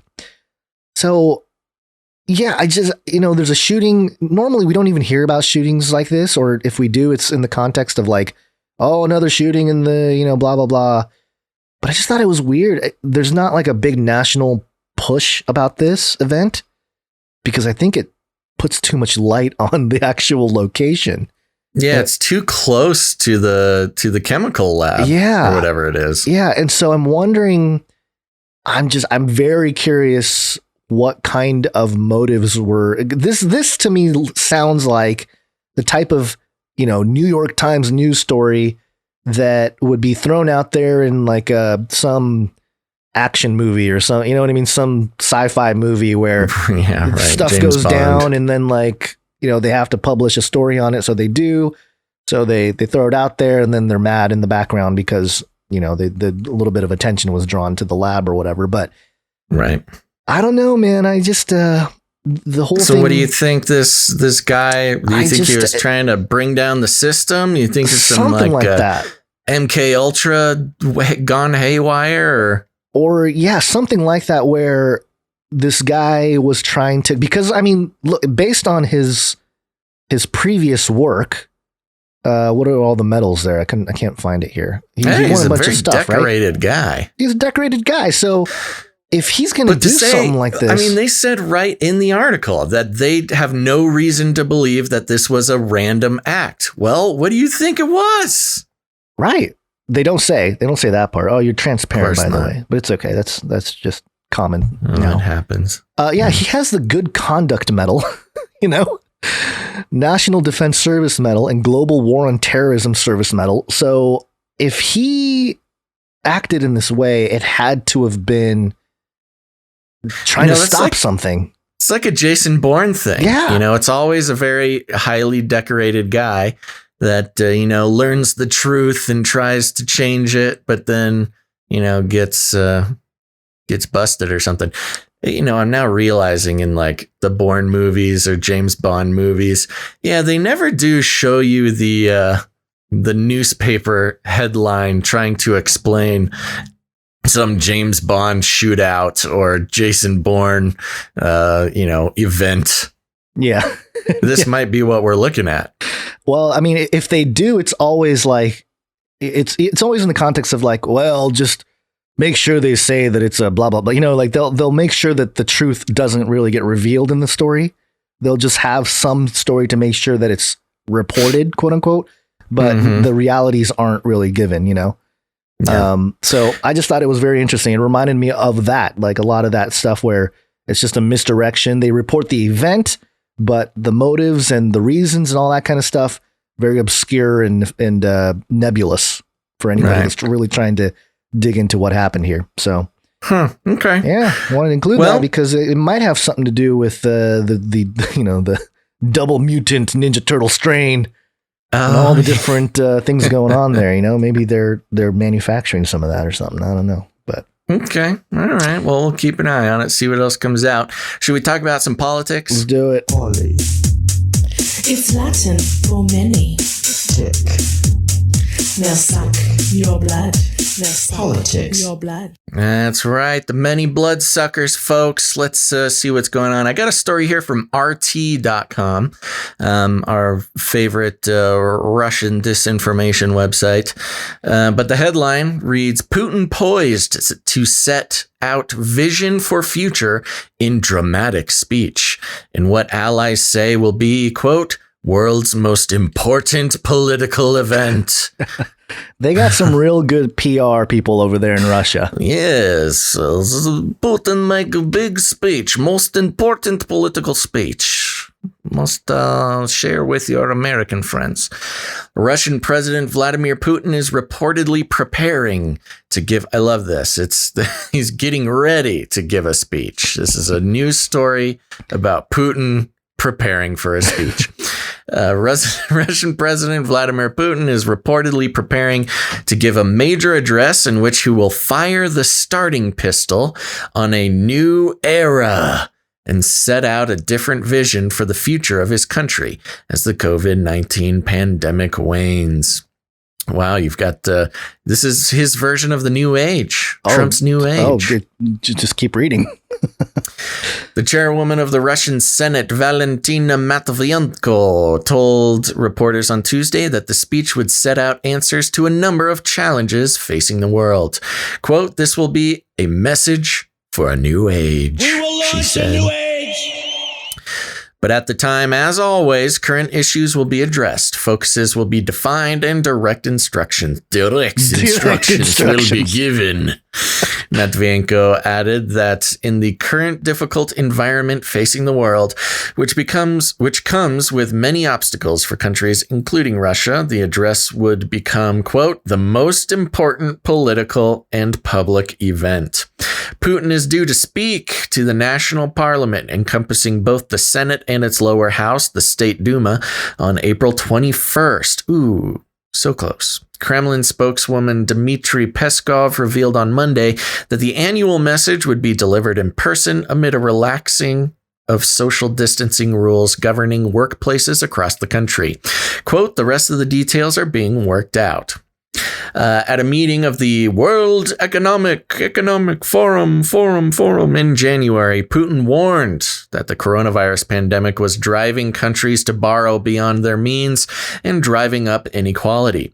Increasing the debt burden, he said, was an outdated way of stimulating growth. Quote, if 20 or 30 years ago the problem could be solved by means of stimulating macroeconomic policy, today these mechanisms have reached their limits, the president said. Over the past 30 years, real incomes of people living in most of the developed countries have stagnated while the cost of education and health services has increased.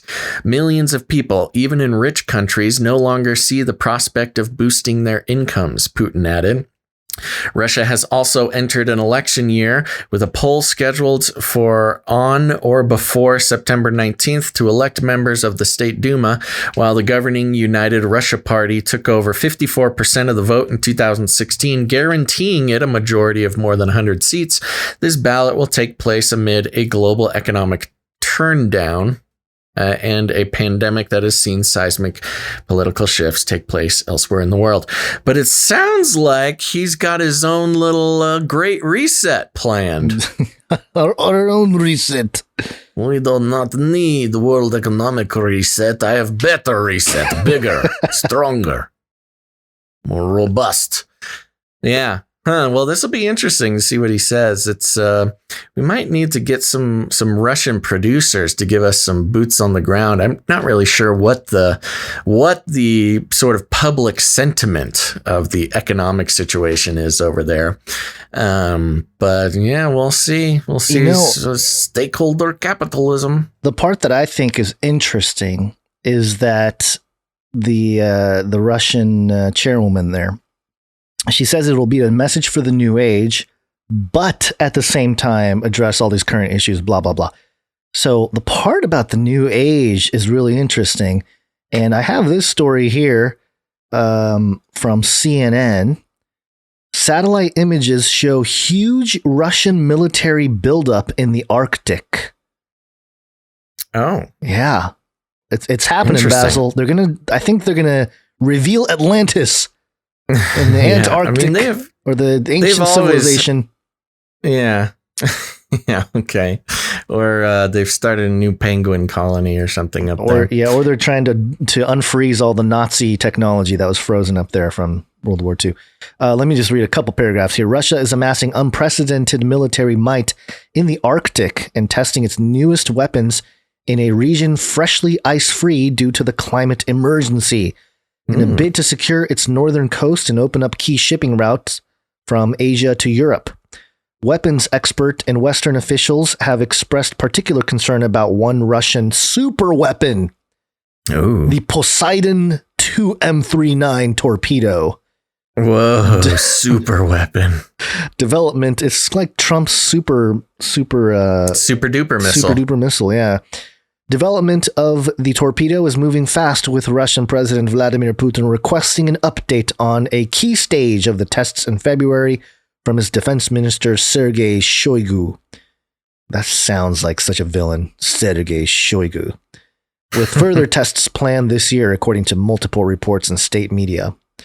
The unmanned stealth torpedo is powered by a nuclear reactor and intended by Russian designers to sneak past coastal defenses like those of the U.S. on the seafloor. Ooh. The device is intended to deliver a warhead of multiple megatons, according to Russian officials, causing radioactive waves that would render swaths of the target coastline uninhabitable for decades. In November, Christopher A. Ford, then Assistant Secretary of State for International Security and Non-Proliferation, said the Poseidon is designed to, quote, inundate U.S. coastal cities with radioactive tsunamis. It's designed specifically to do that to the U.S.? That's what this guy is saying. Oh, jeez. That is very interesting, though. Yeah, so the idea is that you don't launch a missile in the air that can be countered by anti-missile systems, but you launch it underwater. And if it has a nuclear reactor in it, it could probably travel quite far and then explodes off the shoreline to blast a radioactive tsunami.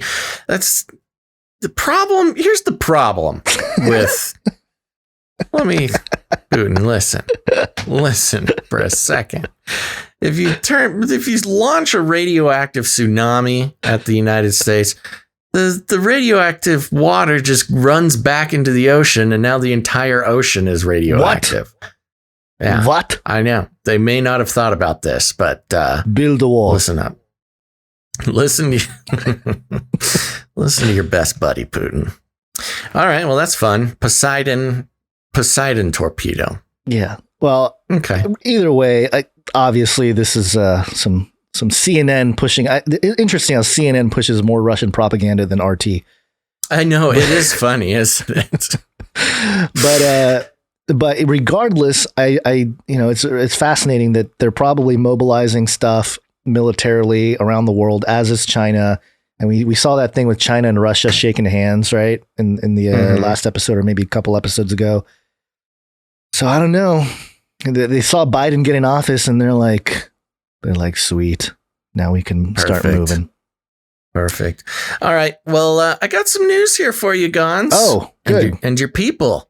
This is from businessinsider.com. Yeah. And you'll be happy to hear nearly 2,000 New Yorkers have signed up to voluntarily escort Asian Americans to their destination amid hate crimes. Oh, okay. So you can get an escort. Go over to New York, get an escort. I volunteer. You know, my white privilege, Gons, is so strong that if I walk with you to your destination, people won't hate you anymore. I want to stage something at the Google YouTube headquarters. I want to be on the shoulders of 4 European descendant males and being, with the crowd around me, being walked up to the YouTube headquarters as I complain about being censored. I think we can make that happen. Yeah. You've censored our Asian dictator. All right, let's hear about what this is. More than 1,800 New Yorkers have signed up to walk Asian Americans from any public area to their destination in an effort to combat and prevent anti-Asian violence and hate crimes. Volunteers, many of whom speak Mandarin or Cantonese, are patrolling New York. This is very Chinese-centric here. I know. Are patrolling the New York City neighborhoods like Chinatown and offering escorting services to anyone who asks for their help. Pix11 News reported. The initiative is part of Safe Walks NYC, started in January after a string of attacks on women in the subway. Volunteers, Pix11 News reports, give out flyers and wear bright safety belts. Oh, good. Each shift lasts 2 hours. A fundraiser to support Safe Walks initiative has raised about $17,000 since it was posted to GoFundMe in February. Quote, "We need to show our humanity. We can't let people hurt our seniors, our elders," volunteer Lisa Gold told Pix11 News. Okay, didn't say anything about Asians, but okay. Just our seniors and okay. Is she? Maybe she thinks that we are all just old souls. You can't really tell sometimes. You guys retain your youth for quite much longer than us white hogs. In recent weeks, there have been numerous anti-Asian attacks in New York City. Just on Monday, a 65-year-old Asian woman was assaulted and yelled at on a New York City sidewalk. Assaulted and yelled at. Her assailant, 38-year-old Brandon Elliott, kicked her to the ground and, very brutal, stomped on her head repeatedly while 2 doormen in a luxury apartment watched. Security footage released by the police shows when Elliott walked away, the doorman closed the apartment doors on her. I think the doorman got fired or something like that, or arrested. I can't remember. Something happened to the doorman. No kidding. Yeah, okay, good. Nationally, recent stories related to anti-Asian violence also paint a grim picture. 2 weeks ago, police arrested a man in connection to a string of deadly shootings at 3 Atlanta area massage parlors. Yeah, we saw that one. Wow, they keep going about this guy for a couple of Well, they got to hit the quota for words. Yes. Multiple research studies have identified that the number of anti-Asian crimes and violence have spiked in the last year.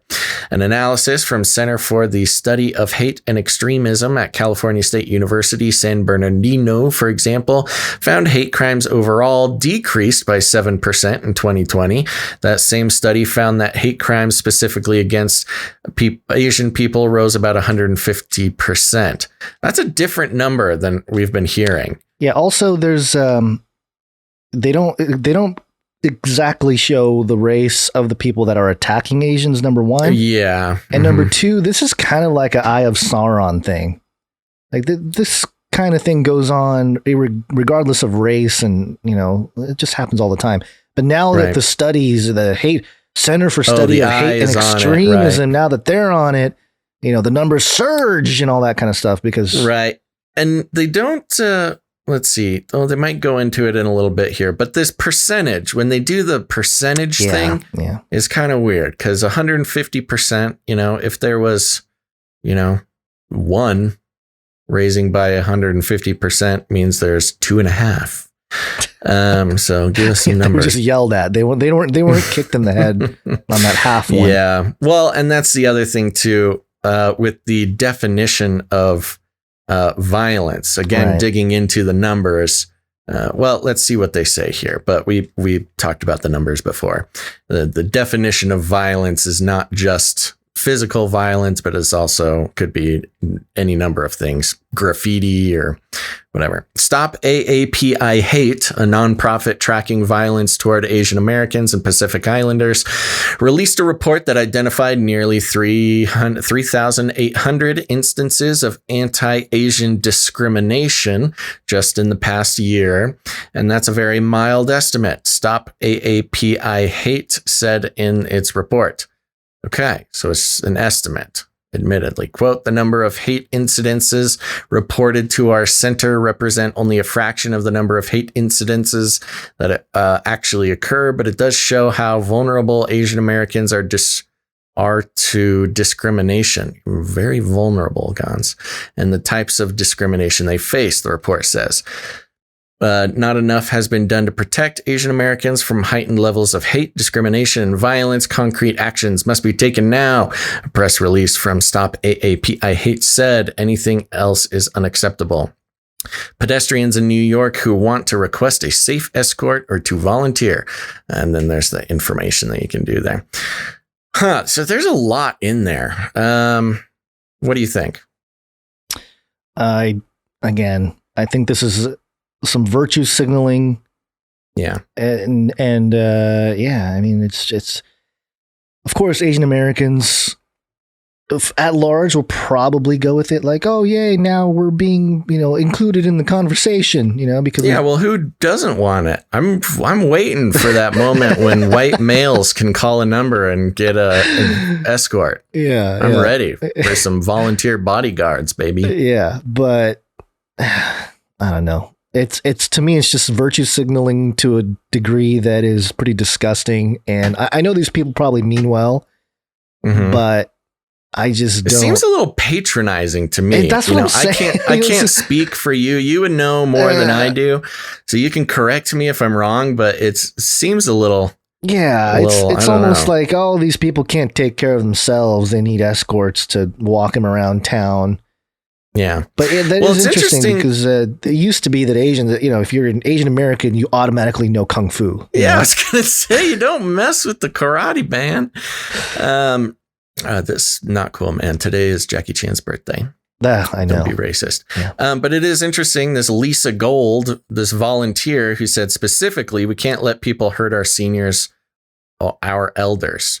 So I have a feeling that this is mostly geared towards maybe Asian Americans who are elderly and are a little bit more at risk like that. And that's great. Yeah, I think we should.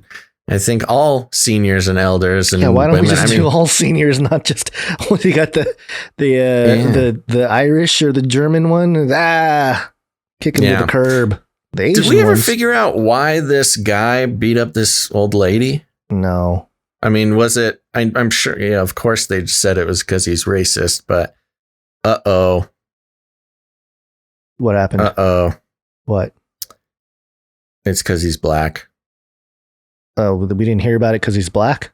I think, no, we heard about it, but we didn't get okay, so I followed the link here. Man arrested and charged with attack on 60-year-old Asian woman. He was convicted in 2002 of murdering his mom. Oh, that's right. Yes, I heard about that. Yeah, I did. He's a black guy.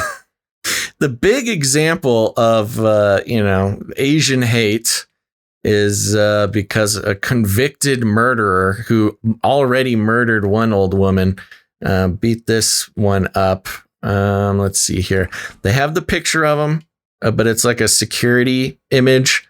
It just looks like a man of color. I did not hear that. I'm just sort of programmed to assume the guy is a Ku Klux Klan member, white guy. Oh, you did? I already knew that it was a black guy, but maybe... Did you? Yeah.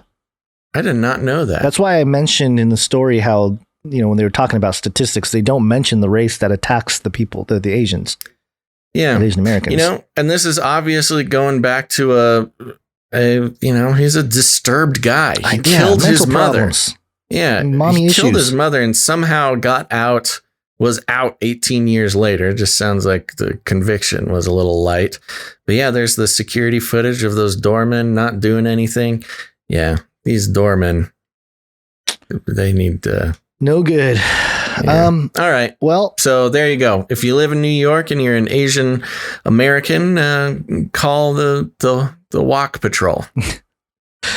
Yeah, moving on here real quick. We got to get to the break, but just real. Oh, we have we got a couple things to go through, but we are going to get to a break soon. Yeah, this one very quickly. This is from Alabama. The AlReporter.com. Gubernatorial candidate Dean Odle to speak to Cleburne County GOP. All right. The reason why I wanted to mention this article is because this guy sounds like a Canarian.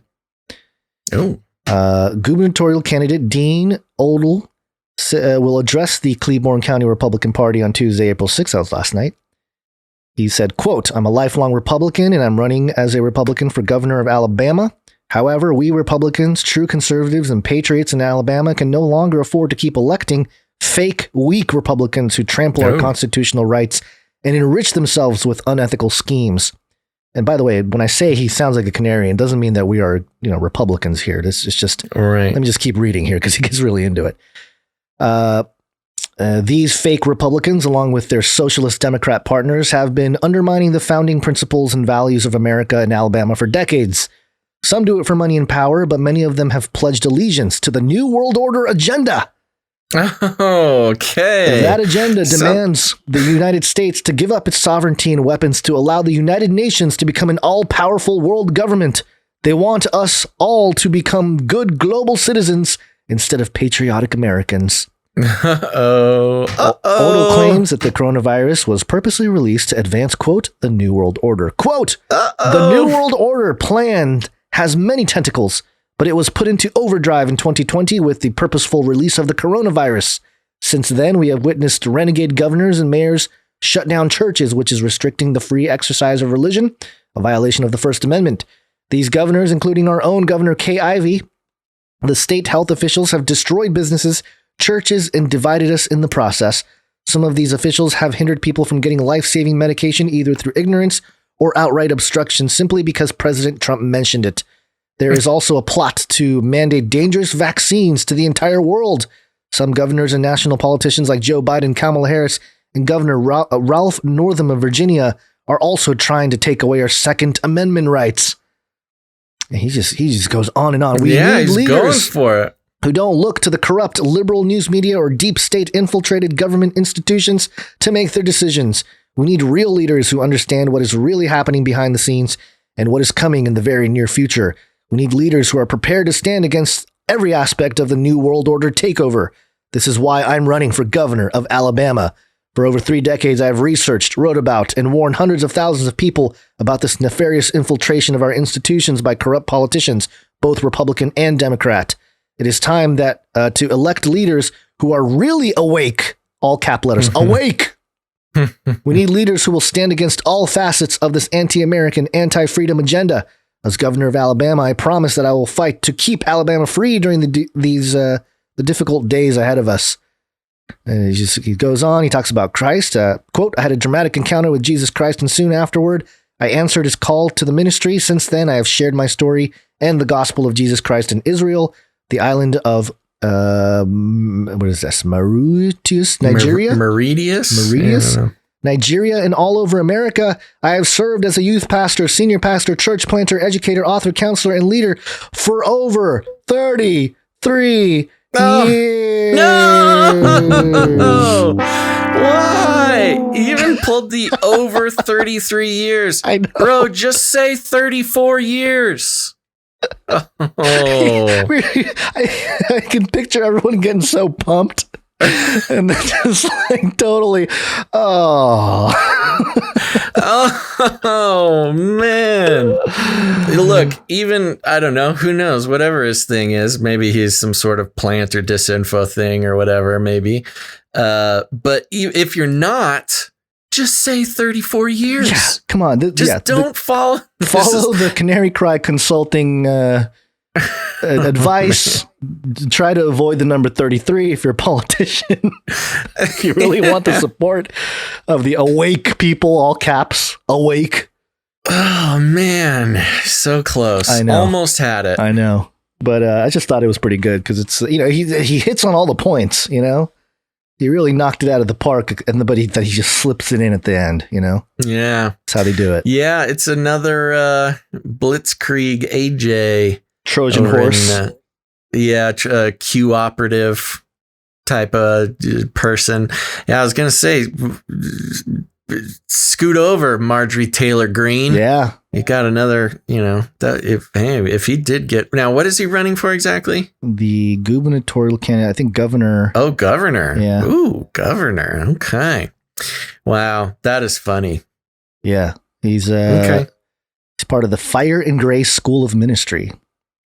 The church and school broadcasts reach 80,000 to 100,000 viewers. Sounds like a Pentecostal type of organization. Yeah, Fire and Grace. Yeah. Yeah. So there you go. If you live in Alabama, you got someone almost to had it. Kind of cheer. I guess it's at better than the socialists. Very end of his whole quote rant too. I know. That's what I'm saying. He lays out the whole plan and then drops the 33 at the end. Yeah. Wow. Okay. Well, I got a series here for you, but I'll blast through it. But, I'm always keeping an eye. We haven't had an update lately, but I am keeping an eye on Mr. Chris Shilzilla. Shilzilla! Yes, Shilzilla's going to launch a new age. It's hard to say.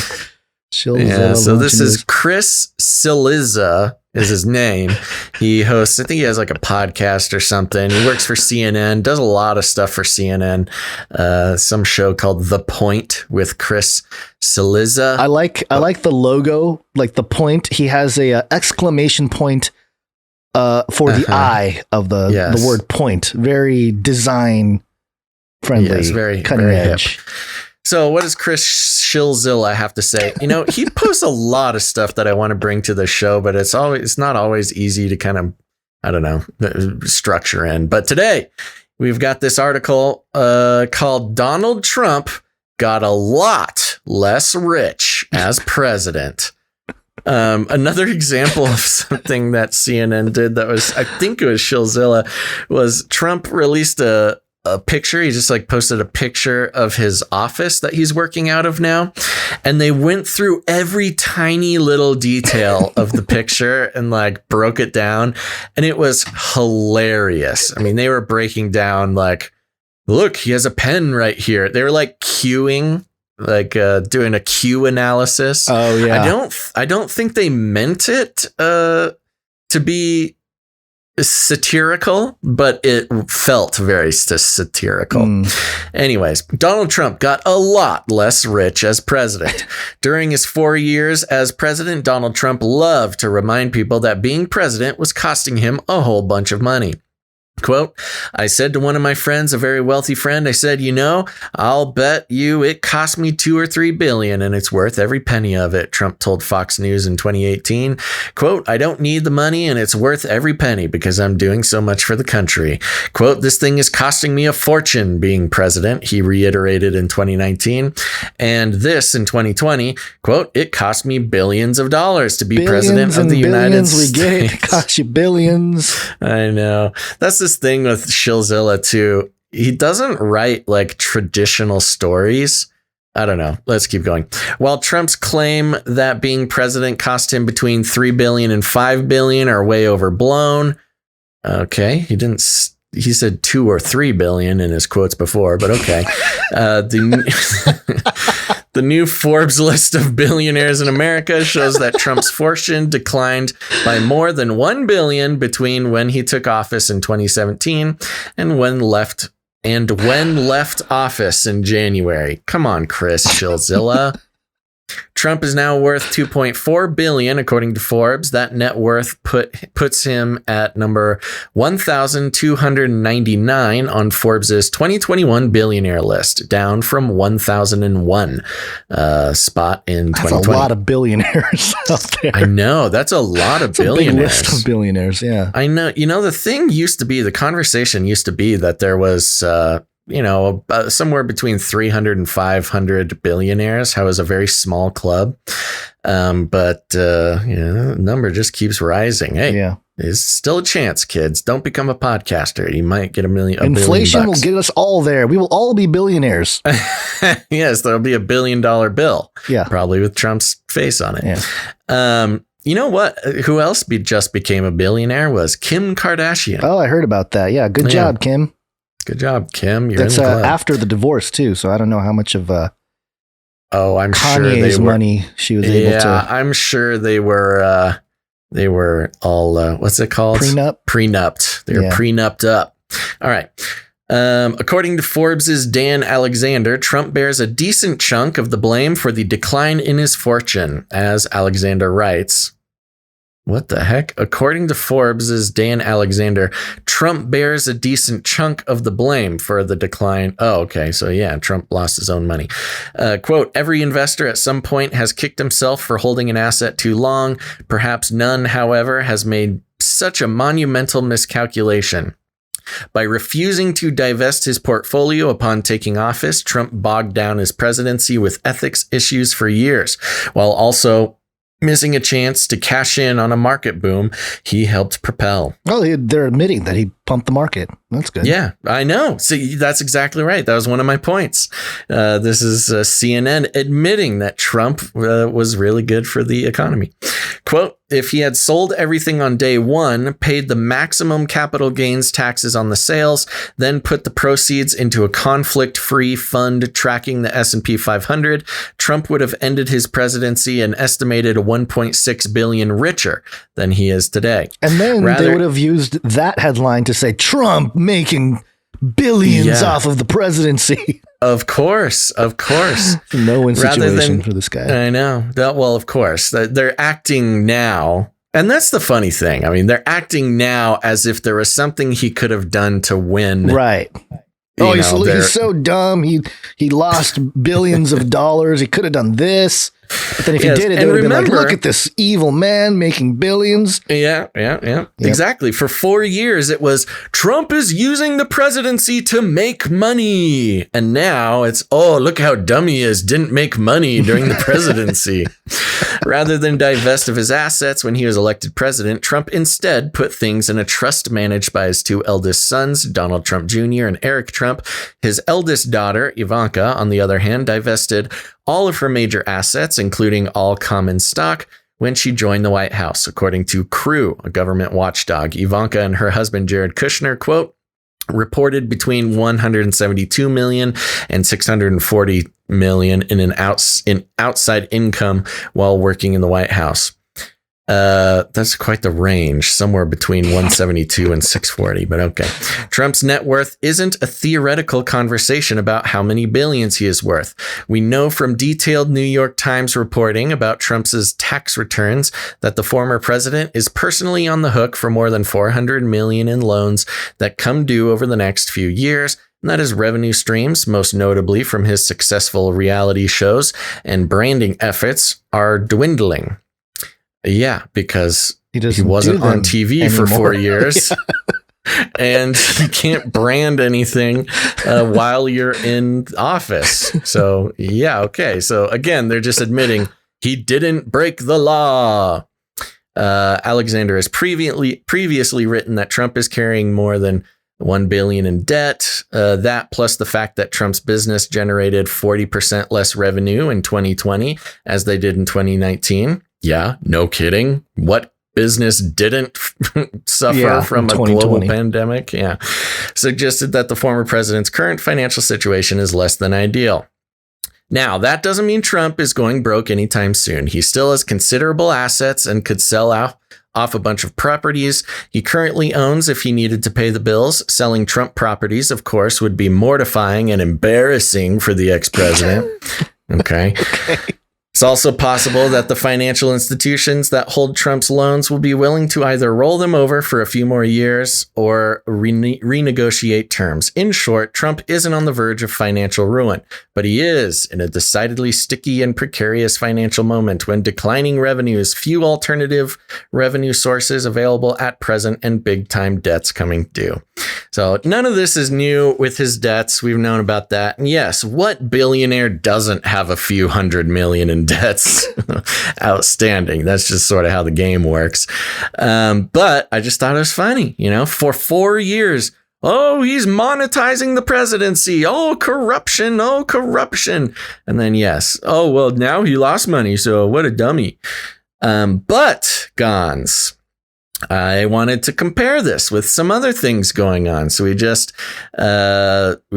laid out, as reported by Shillzilla, that Trump is out about $1 billion from the presidency. Right. But here we are from Forbes, and this is from April 22nd, 2019. So it's an old story, but I got a set of stories here. Forbes in 2019, April, says how the Bidens earned more than $3 million while they were in the White House.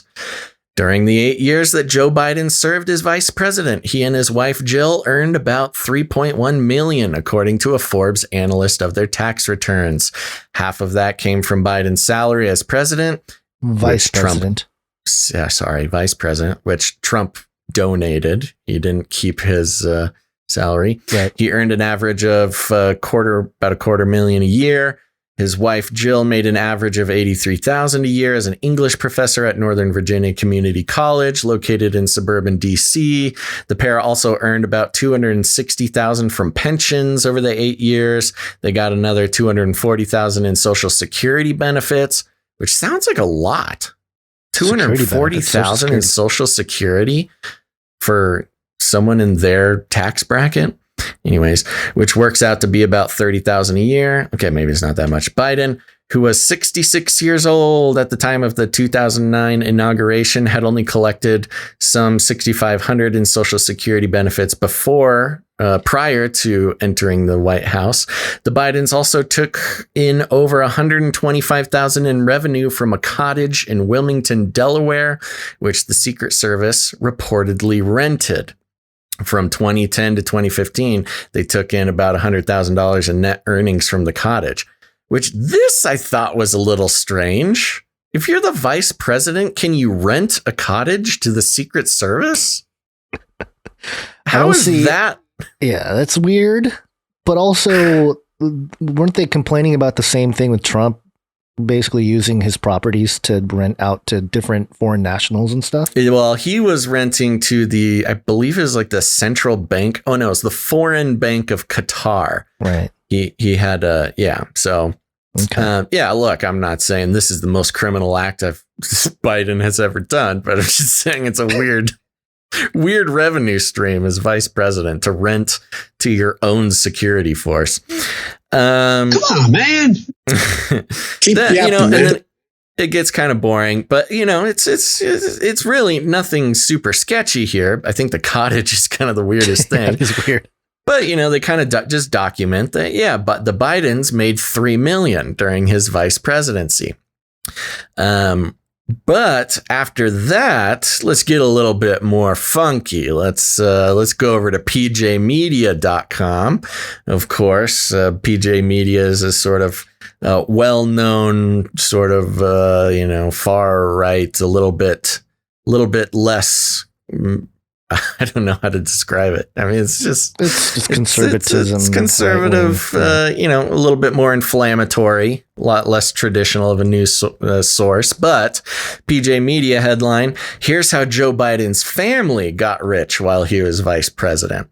And then it goes through James Biden, who's been an integral part of the family. Let me skip down because it gets kind of, I don't know, sketchy. James Biden was joining Hillstone. Oh, yes. Okay. Sorry. I skipped too much. sorry. I'm just going to read the whole thing. James Biden, Schweizer explains, has been an integral part of the family political machine from the earliest days when he served as financial chair of Joe's 1972 Senate campaign. In fact, since joining the Senate, James has accompanied him on congressional delegation trips overseas as vice president. Joe brought James to White House functions. Quote, sometimes James's White House visits dovetailed with his overseas business dealings, and his commercial opportunities flourished during his brother's tenure as vice president, writes Schweizer. James was named executive vice president of Hillstone International, a subsidiary of the huge construction management firm Hill International, less than 3 weeks after the president of the company, Kevin Justice, visited the White House in 2010. James had virtually no experience in housing construction, but that mattered little since following his being given that position, Hillstone International started getting huge government contracts. Oh. Yeah, so James Biden was joining Hillstone just as the firm was starting negotiations to win a massive contract in war-torn Iraq. Oh, 6 months later, the okay. firm announced a contract to build 100,000 homes. It was part of a $35 billion, 500,000 unit project deal won by Track Development, a South Korea company. Hillstone also received $22 million U.S. federal government contract to manage a construction project for the State Department. So, okay, Biden made some money during his... now, I will say I didn't bring any articles for it, but you can easily look it up. The 2 years following vice presidency, Joe Biden, he made like $16 million. Right. So after he was out of office is really when the buck started flowing. And then of course, there's Hunter Biden. Most people are probably aware that Hunter Biden got a lucrative board position at Ukrainian gas company Burisma Holdings, despite having zero relevant experience and, in quotes, earning over $80,000 a month while the company sought to exploit their Biden connection. But there's more to Hunter Biden's get-rich-quick exploitations of his father's position as vice president of the United States. Quote, with the election of his father as vice president, Hunter Biden launched businesses fused to his father's power that led him to lucrative deals with a rogues gallery of governments and oligarchs around the world. Sometimes he would hitch a prominent ride with his father aboard Air Force Two to visit a country where he was courting business, explains Schweizer. Quote, other times the deals would be done more discreetly. Always they involved foreign entities that appeared to be seeking something from his father. Schweizer details Hunter Biden's involvement with business partner Devon Archer and Burnham Financial Group. Quote, Burnham became the vehicle for a number of murky deals abroad involving connected oligarchs in Kazakhstan and state-owned businesses in China. Archer was arrested in May 2016 in connection to the scheme. Quote, although Hunter Biden was not charged in the case, his fingerprints were all over Burnham. The legitimacy that his name and political status as the vice president's son lent to the plan was brought up repeatedly in the trial. So we're all kind of aware of that. And then it goes into Howard Krein, Joe's son-in-law. I'm going to skip down to this little spot here. Vice President Joe Biden continued to help Krein promote his company at several appearances through his last months in the White House, including one in January 2017, where he made a surprise showing at the Startup Health Festival in San Francisco. And basically, he sold meetings with Joe Biden. Now, this was after his presidency, but in 2011, 2014, and 2015, he got to use his connection to Biden to help his medical company. Anyways, it goes into Frank Biden, Valerie Biden. So, if you're going to go in and complain about how President Trump was using his political position to enrich himself and ended up losing $1 billion, then, you got to be fair and see what our current president did just during his vice presidency. It'll be so curious to figure, see what kind of how his wealth builds during his real presidency. And I think, Derek Gilbert said it best. I think he posted it on his Twitter. This was a while ago, comparing the things where, I'd rather have a president who lost money during the presidency than a president who earned millions of dollars during the presidency. Well, Shilzilla knows how the Bidens and Obamas, how they made money. So, of course, they're going to criticize Trump. He's like, why didn't you do what they do? Clearly, they've laid out the blueprint. Not just them, just years of presidents have laid out the blueprint to how to make money, millions. Orange man just can't win. Yep. All right. Well, I think we should take a little break. We've been going for about 2 hours here. Way overdue break. It's break time. Come on, take a break. Okay, folks, we're just going to take a real quick break, but don't go anywhere because after the break, we've got Beast System update. Talking about Neuralink and the new religion. Also some surveillance panopticon news here with facial recognition, and then just a little bit of aliens mixed in with the CIA to bring out the show. But before that, we want to take a couple minutes here and thank some producers. That's right. I said producers. That's because we here at Canary Cry News Talk, we do not take any corporate money whatsoever because every corporate sponsorship is a form of censorship. No YouTube monies, no super chats, no Twitch partnerships, no nothing, baby.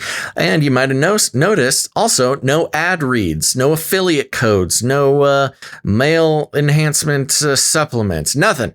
That's because, we just decided that if we're going to do what we do, we're going to have to keep some integrity and also continue the fight against the stranglehold that the advertising industry has on the world.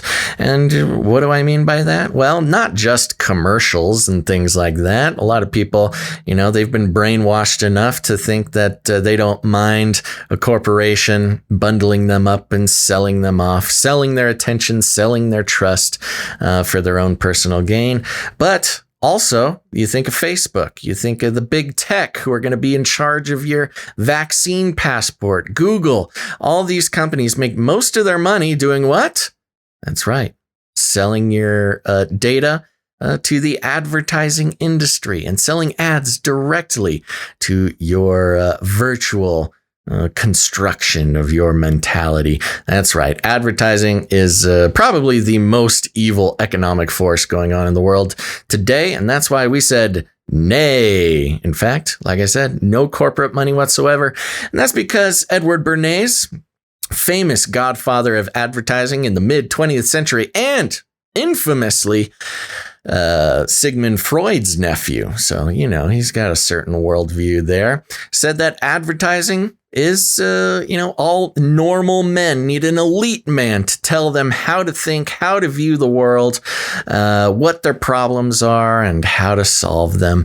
And, it's all wrapped up with the Hegelian dialectic. Ever heard of it? Where they, advertising is based around creating a problem, telling you how bad you are because you have this problem, and then selling you a solution to that problem. But no, not here, folks. Here, we are on the value for value model, where we are entirely funded by listeners of the show who recognize and appreciate the value that this show has in their lives, and they take responsibility. They raise a rebel fist in the air against advertising and say that, nay, my worldview, my brain, my purchasing habits do not depend on what algorithm or advertising executive say that it should be. And instead, they decide to become a producer of the show. And that's really what it is. You're a real producer because this is the real world.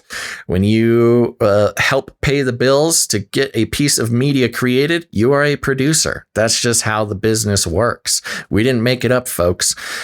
So we want to thank some of our producers today. And the first way that you can do that is by heading over to patreon.com/CCNT for Canary Cry News Talk. And Gons, are you ready to thank some producers? Yes. Googly-eyed, sir. First of all, I want to thank Watchmen Studios for their upgrade. Thank you, Watchmen Studios, for the upgrade. Indeed. And I think you erased one here, Nope, but I did not because we thanked her last episode. but this came in. Oh, it's the 7th. Yeah, okay, I see. Never mind. Well, there you go. That's all for the Canary Cry News Talk Patreon producers. Thank you very much to Watchmen Studios for upgrading your producership of the show. And I know they were at least here earlier on the live stream. Now, Patreon is not the only way to become a producer of the show. That's okay. A lot of people don't like Patreon. We support you. That's why we have canarycryradio.com/support. canarycryradio.com/support. That's right. canarycryradio.com/support. It's a great page. You should go check it out. We're going to be redesigning a lot of the webpage stuff here soon, but there's a lot of literature over there on the value for value model. If you're not quite sold on it yet, you can also learn about the Canary Cry Roundtable of Knights and Dames. And there's ways to become a producer. You can come in with a monthly producership. If you just want to commit to keep the show going, that's a great way to do it there. But if commitment's not your thing, you can go ahead and make a one-time producership in any amount. Gons, who's coming in on the PayPal? On the PayPal, we first want to thank Shield Labs coming in. Thank you very much, Producer Shield Labs. That's $33.33 to really drive home every cent of Illuminati shieldom. Yes, our Illuminati handler producership. Thank you very much, Next Shield Labs. Shield Labs. For some reason, I heard you say Shill Labs. Called them out. Maybe. Who knows? Next up, Samuel W. Thank you very much, Producer Samuel W. And yeah, thank you for that. I don't think there was a note there. Next up, we have Lydia G with a new recurring producer. Thank you, Lydia. Thank you very much, Producer Lydia. Appreciate that. And we also want to thank all of our recurring supporters and producers. Of course. Timothy H. Thank you very much, Timothy H. Coming in with the fanny pack full of sevens. Yep. 7777. Yeah, and I think that is our executive producer of the show this episode. Mm-hmm. Episode 321. He left us a note. You guys are a huge blessing. Thank you for always providing good information that I can share with the people in my life who are starting to ask questions. That's good. That's perfect. Thank That's you what also, we're here for. Thank you also for keeping a faithful schedule. Your shows are pure joy. Oh, thank you so much, joy. Producer Timothy. What a wonderful note. Thank you so much. Next up, we have producer Jake A. Thank you very much, Producer Jake A. And I believe Producer Jake is also coming in as a recurring producer. Yes. We have some questions in the chat, Cons, about fanny pack full of sevens. Yeah. For those who, if you don't know, we call $7.77. That is called a pocket full of sevens. But Timothy and some other producers have come in at $77.77. So that's a fanny pack of sevens. Yeah, I don't know. It's a pretty big fanny pack, but yeah, we're having fun here. Yeah. And lastly, for our PayPal producers, thank you to producer Malik. Thank you very much, Producer Malik. Very consistent. A couple consistent. Yes, we've got some great consistent producers. I'm realizing now, yes, fanny pack is means something different to our UK listeners, which may make that less of a family-friendly show. Well, here in the States, it is a backpack for the front. Yes. From the front to waist. You can wear the fanny pack on the back, or you too. Can wear it over your shoulder. A very versatile. Yeah, you can wear it around your neck. Yeah, a lot of people, the Gen Zers, they wear it slung over one shoulder. Oh, like Chewbacca's bandolier. Ah, yeah. All right. Okay. Thank you very much, Producer Malik. And we want to thank all of our knights and dames. Please visit canarycrynewstalk.com/knighthood if you'd like to learn more about how to join the roundtable of knights and dames for Canary Cry Radio and Canary Cry News Talk. We also have crypto, canarycryradio.com/crypto. Thank you to producer Jade Bouncerson for the timestamps. I don't think there was anybody different in the last episode. I got to double check here. Yeah, I don't think anybody had responded. So, continued appreciation for Jade Bouncerson. And again, I think they are trying to form that team. So yes, I will put it out again because we got to notice that no producers volunteered. This is so when it comes to producing, we got time, talent, and treasure. There's plenty of ways you can produce the show. I mean, some people just want to be a freeloader. The advertising industry has brainwashed, trained people, shall I say, that, media is just a passive participation. But not here. We're on the value for value model, baby. We couldn't do the show without all kinds of producers.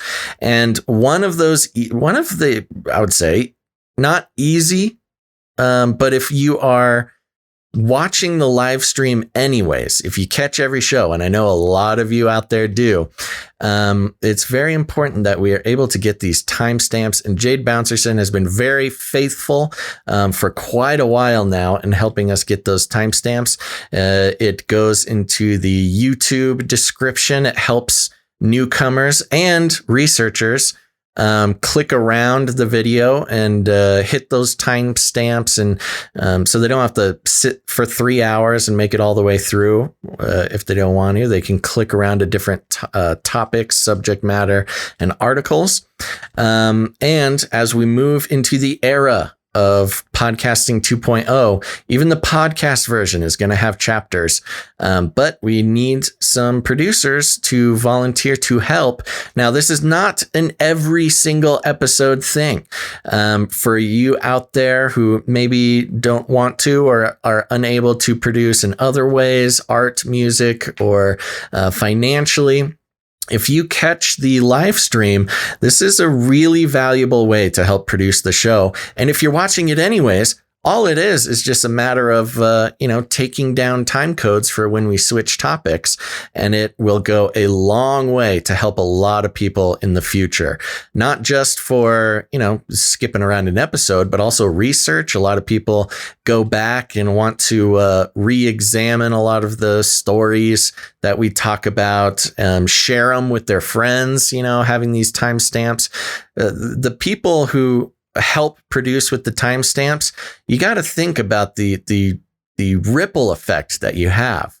When you do that, there's tens of thousands of people who are then able to share those timestamps with maybe friends who are waking up or whatever. And, it really has kind of a bigger effect than you might think. It's a very impactful producership that Jade Bouncerson has, and we've had a couple of producers get involved as well, but we need a couple more to make it sort of a sustainable system. So if you're out there and you catch at least one episode a week regularly, please send an email to jadebouncerson@gmail.com. Gons, will you pop that in the chat for us? That's Jade Bouncerson, JADEBOUNCER SON@gmail.com. Get involved, and Jade will catch you up and give you a little orientation and sort of get you going. So there you go. This is a desperate cry, a desperate call for, we only need a few to make this a very sustainable producership.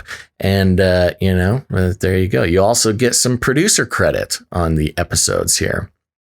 Did we have one of the other timestamp producers help with the last episode? That's what I was checking, and I don't think producer Christine is the other one. I don't think she did it for the last one. Okay. But, all right. Well, get involved, peeps, because that's something we really need. So pray about it.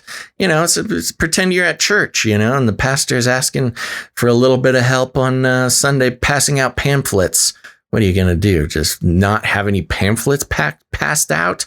Come on. Okay, let's move on. All right. I looked up the British definition.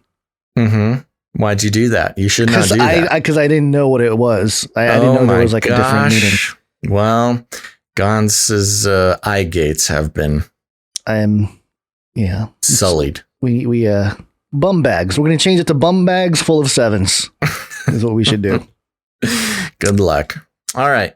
We got any creative producers today? Yes. There's multiple ways you can support the show with your producership. Of course, with your treasure, your time, but also your talent. And we have something special today. We got a jingle.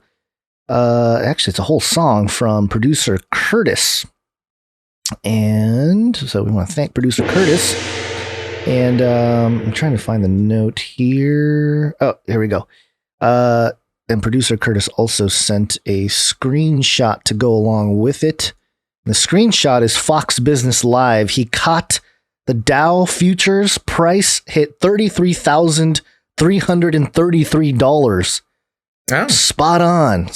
Okay. And he said, I just wanted to share an original song and a screenshot today as I thought of you both, Basil and Gons, when I noticed the New York Stock Exchange was $33,333, and I could snip it for you guys. Thank you for all your hard work. Sincerely, faith and good vibes, not to mention common sense. So thank you, Producer Curtis. And Producer Curtis has a song. We'll play the whole thing at the end of the show. It's called Biden Our Time. And let me play a few seconds here of the song. Let me go ahead and go here. Biding our time, biding our tongues, losing our mind and killing our young. Biding our time, biding our tongues, losing our minds, killing our young.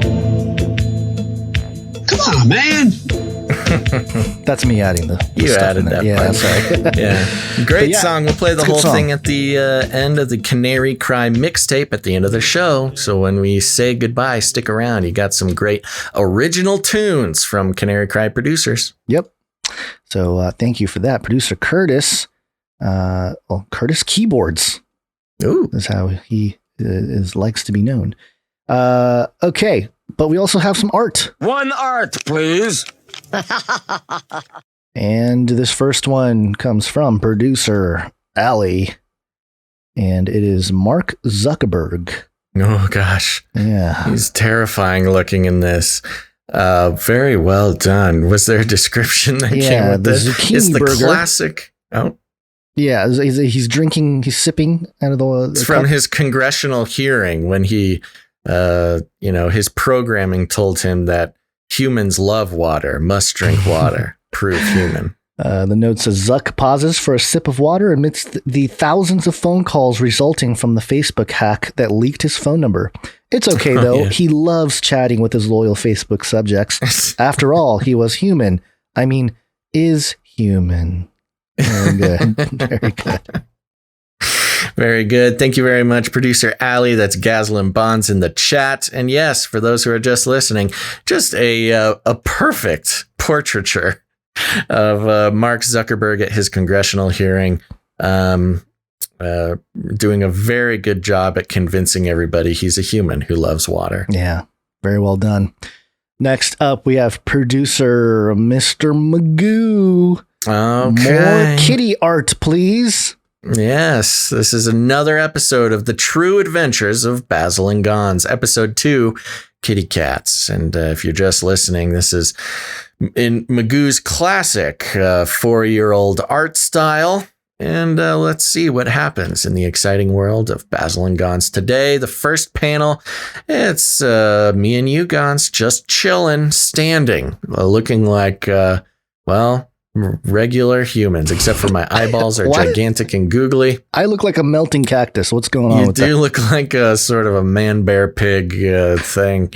But we're very proud of Mr. Magoo, very creative young man with a developing brain. Basil says, "Hey, Gons, I need to tell you before we start Canary Cry Radio, I'm really, really, really, really into kitty cats." And then next panel is just a one shot. You got to read the stuff I say. Oh, yes. Gons goes ... And then Gons says, "That's cool, bro." Well, it says next fawns, panel. But yeah. I think it was a missed opportunity at a G. Then the next panel is Basil says, "Yeah, happy face." And next panel, meanwhile, back at Basil's pad. And there's just a bunch of cute little kitty cats hanging from the ceiling, climbing the walls. It's 7 of them. Yeah, it's not completely out of the realm of possibility. 7, that's a good goal to shoot for. I'm not quite there yet, though. Thank you very much, Mr. Magoo, for another episode of The True Adventures of Basil and Gons. Very good. Thank you so much, Mr. Magoo. Next up, we have producer Shay. And producer Shay said, "Hey, Basil and Gons, I just wanted to share a picture of my guinea pigs.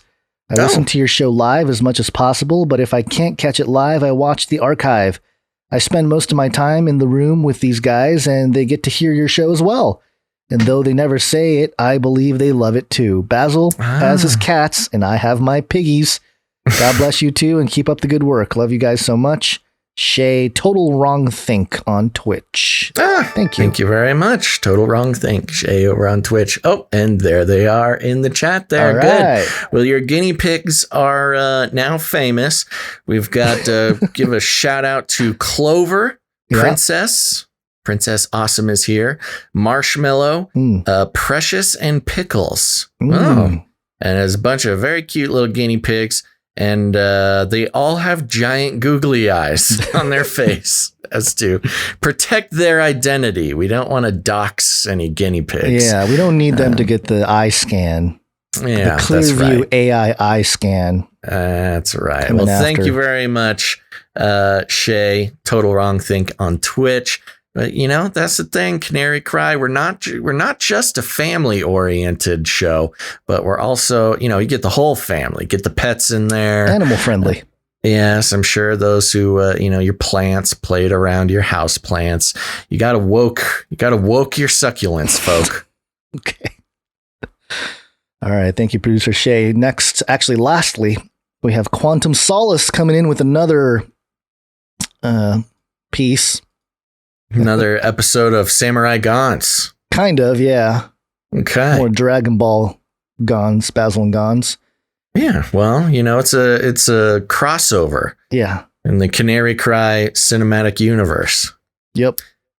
Okay, you want me to go through this? Yes, First panel. Please do. It looks like you and I were in some sort of cave. We got some stalagmites. Yeah. You are standing. We are approaching a pedestal that has the 4-star Dragon Ball on it, and you are saying, "There it is, Basil. The final Dragon Ball. Our long, devastating journey is finally over."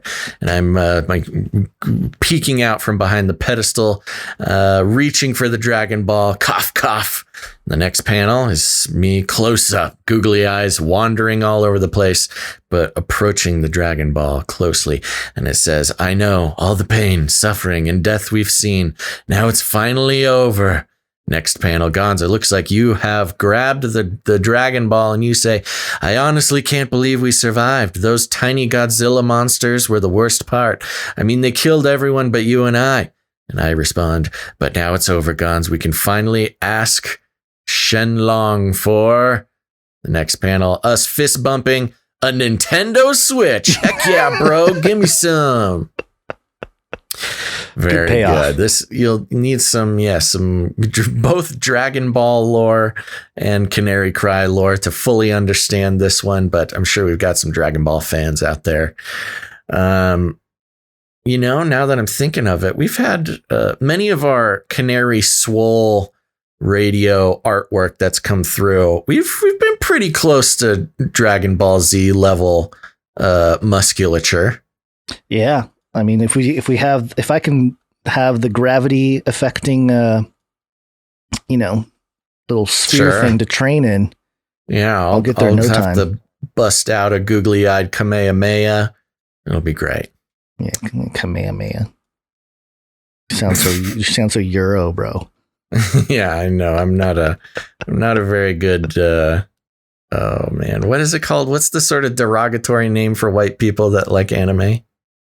White hogs.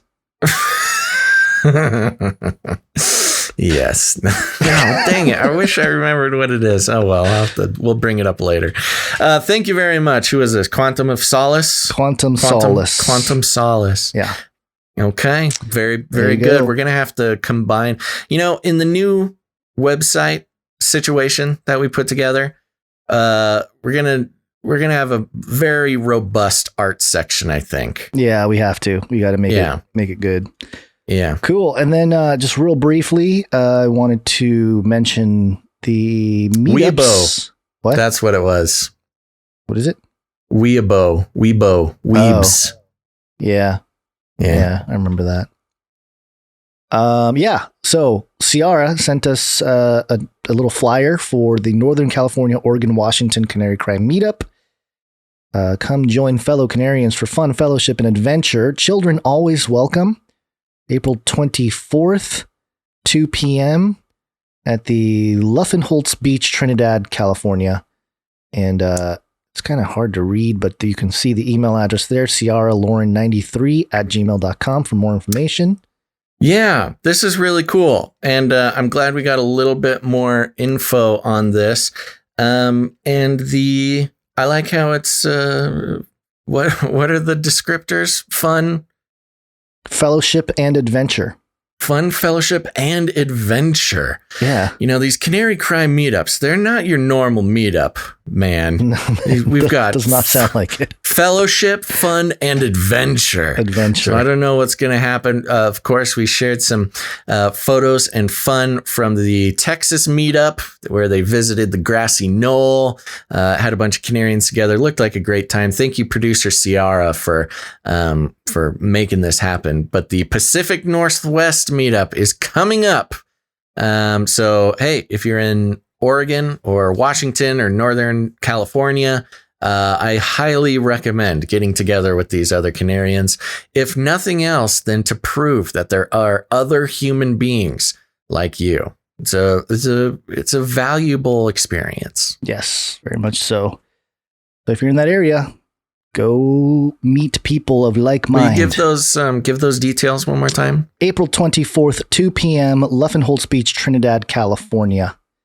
That's Contact right. Ciara Lauren, that's CIARALAUREN 93@gmail.com for more information. There you go. Do it. Get connected to other human beings. It's a weird experience. Yep. And I think that does it for all of our support there. Did you want to mention?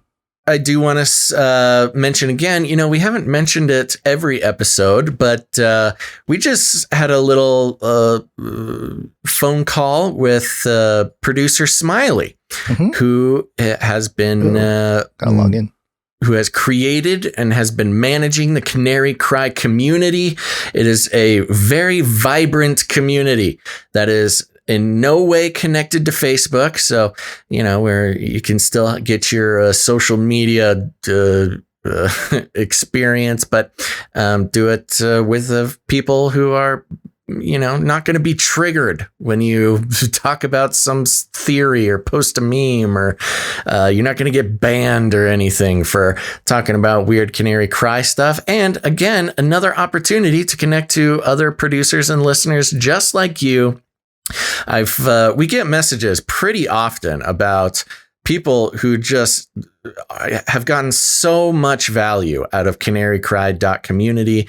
And we're very thankful to producer Smiley for, and his whole moderator team for making sure that is a thriving community and a wonderful place for listeners of the show to get together. So that's canarycry.community. That's right. That's the whole URL. It's a discourse forum style thing, so you still have your profile and stuff, but don't go there expecting the Facebook experience. I realize a lot of people, when they think of social media, they're just like, oh, I just want another version of Facebook. It's not quite like that. It's more similar to like a forum type of experience, but with some other social media things mixed in there. It's a great experience, and you'll love connecting to other Canarians just like you. So head on over to canarycry.community. Very good. There was one thing in the chat that I wanted to address, but I think I forgot it and lost it forever.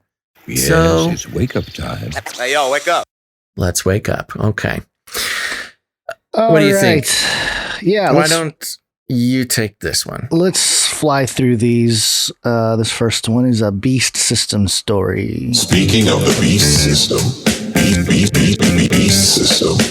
And this is from futurism.com. Neuralink co-founder has an idea for a new religion. It might already exist. Great. And the top header image is of a Burning Man, which triggers all of the Canary Cry faithful. Yeah. Max Hodak, the entrepreneur who co-founded Neuralink, the neurotech company Neuralink alongside Elon Musk, has an idea for an entirely new religion, and it involves tripping on substances to feel the presence of God. Mm-hmm. Quote, increasingly believe there is an opportunity for a new religion, Hodak tweeted. That is not a new religion. Shh. Hodak. Come on, man. Okay, let's keep going. Hodak tweeted in reply to productivity startup Fort Labs founder Tiago Forte, or Forte Labs. Forte had said that, quote, after a decade as an atheist, I think I'll try religion again, and was looking for recommendations for a religion that respects science, cares about the underprivileged, and is also not, quote, evangelistic or politically active. Forte's quest set up an interesting idea by Hodak. What if there was a religion that, quote, embraces the weirdness of math and physics and is facilitated by entheogens.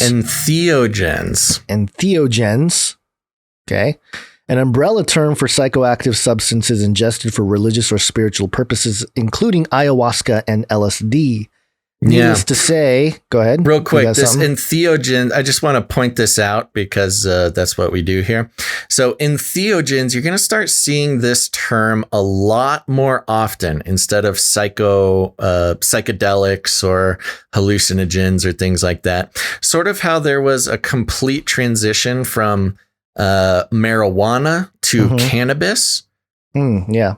You know, this entheogens, you're going to start seeing this all the time in reference to... That's what I thought. Okay. Yes. This is partly due to some new books that have recently come out. Yes. Regarding psychoactive stuff. Okay, so entheogens, en meaning in or within, theo meaning God or divine, and gen meaning creates or generates. Mm-hmm. So basically generating God within. Yeah. As an experience. That makes sense. Needless to say, it's a rather unusual idea coming from a man who co-founded a company with the express intent to physically access your brain via a brain-machine interface. To Hodak, such a religion would offer, quote, practical moral guidance and also create a sense of community, something that people already get through church. Other Twitter users willing to take up the biomedical engineer on the idea pointed out that it might already exist in the form of the Burning Man Festival, which has existed cachet in the startup crowd. Quote, which has existing cachet in the startup crowd. Quote, the man burn should definitely be a high holiday in such a religion, he responded in a follow-up tweet, referring to the act of a massive temple being constructed over the 8 days of a popular art festival and burned to the ground on the final night. Besides, plenty of burners already have a tendency to embrace weirdness by ingesting it's hard to say, entheogens. Entheogens. I'm used to saying ethno something. Yeah. Entheogens. That's the thing. It's this new and part of what you're experiencing is on purpose because the term psychedelics has such an ingrained cultural bias to it that they're trying to switch it out with entheogens to legitimize the substances. Right. It's not the first time Hodak has entertained some mind-bending concepts. Just last week, he suggested that video games are about to become a lot more real. Quote, We're going to need a better term than video game once we start programming for more of a sensorium, like sensor, and then like an emporium, sensorium. Yep. It can be difficult to reconcile technological progress with more traditional forms of spirituality, but that doesn't mean it's impossible. Would a microchip implanted in the brain perhaps facilitate a religion based on a decentralized, science-forward way of thinking, as Hodak suggests? That would be speculation, but the idea is intriguing. But one thing is for sure, Silicon Valley executives aren't afraid to entertain provocative ideas in the open, no matter how far-fetched. It's so provocative. Yeah. And I like how the atheist is like, oh, try religion. Let me just throw one out there. And Twitter, what do you think? These are my parameters. And it's just kind of shallow. Yeah. I do want to highlight something from the book. And for those of you watching, I'm holding it here. It's called The Game of Gods. Yes. By okay, good. Carl Teichrieb. Mm-hmm. And he wrote on page 420, light it up, 420. Nice. He said, let me read a couple parts here. The Searching for Unity with Diversity workshop suggested that religious commonality is discovered in the metaphysical. This is the heartbeat of perennialism, and it sets up the interfaith movement to become interspiritual. Although the 2015 Parliament stated that the goal was, quote, interreligious harmony and not unity, the intent and trajectory of the movement ever since the 1893 Parliament has been the pursuit of spiritual oneness within diversity.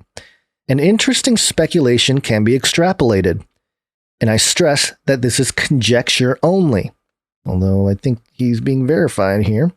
Yeah. Could a worldwide spiritual experience be the catalyst for global unity? Could a worldwide spiritual experience be the catalyst for global unity? If so, how might this be achieved? Might a psychedelic agent be designed to induce human oneness? And could this agent be in the form of a mark, a personal identifier permanently placed on the hand or the forehead? This mark, a tangible sign of global citizenship, like a digital loyalty card, would be needed for buying and selling. Possibly this mark could be tailored to interact with one's genetics and brain chemistry, unlocking the stimulant that heightens perceptions and induces flow, like a manageable global upper that everyone experiences together and no one wants to be without or opt out of. There would be no spectators in the networked planet. Everybody would be a participant in the global myth of a brave new world. Maybe this transhuman elixir would be called Soma. And he goes on there. I think Mr. Carl Teichrieb called it. Yeah. Based on this idea here that I want to thank Xavier DC over on Twitter for tagging us in a bunch of stuff. Tagged us and Derek, Gilbert, and Carl, sharing this article with us. And it reminded me we have not spoken with Carl in a little bit, or Derek. So anybody out there, feel free to just tweet at Carl or Derek and I don't know, something fun. Maybe googly eyes are watching you. We'll let them figure it out. Yeah. Okay. But yeah, that's and this kind of thing, obviously, not surprising. I think it's interesting that futurism in a section called "Bow to Your New God." Yeah. Well, it goes back to the Mercer box as well. Again, to make another reference, of course, he's referencing Brave New World there. And of course, a little nod to Aldous Huxley's perennial philosophy as well, which I think he was mostly on absinthe for, but, it's all a big party. And Huxley also reference, with Neuralink in general, you've got the references to the Mercer box and Mercerism from Do Androids Dream of Electric Sheep there, where it's a technological device that you can tune into that connects you with the web of human empathy and understanding and oneness as a technological religious experience. Yeah, and the connection with Aldous Huxley hanging out with certain people that were all into LSD and the whole deal that influenced American evangelicalism. Believe it or not, pretty disturbing. Yeah, stuff. It's all in the mid 20th century there. It was all, everybody was all mixed up. Who was oh gosh, there's too many names to try to remember. But yes, very interesting how they're, evangelicalism, politics, and this sort of new spirituality aided by entheogens, way before. I mean, we're talking about in the 40s and 50s and 60s. This was very impactful on today's society. And I think a lot of people don't quite realize it.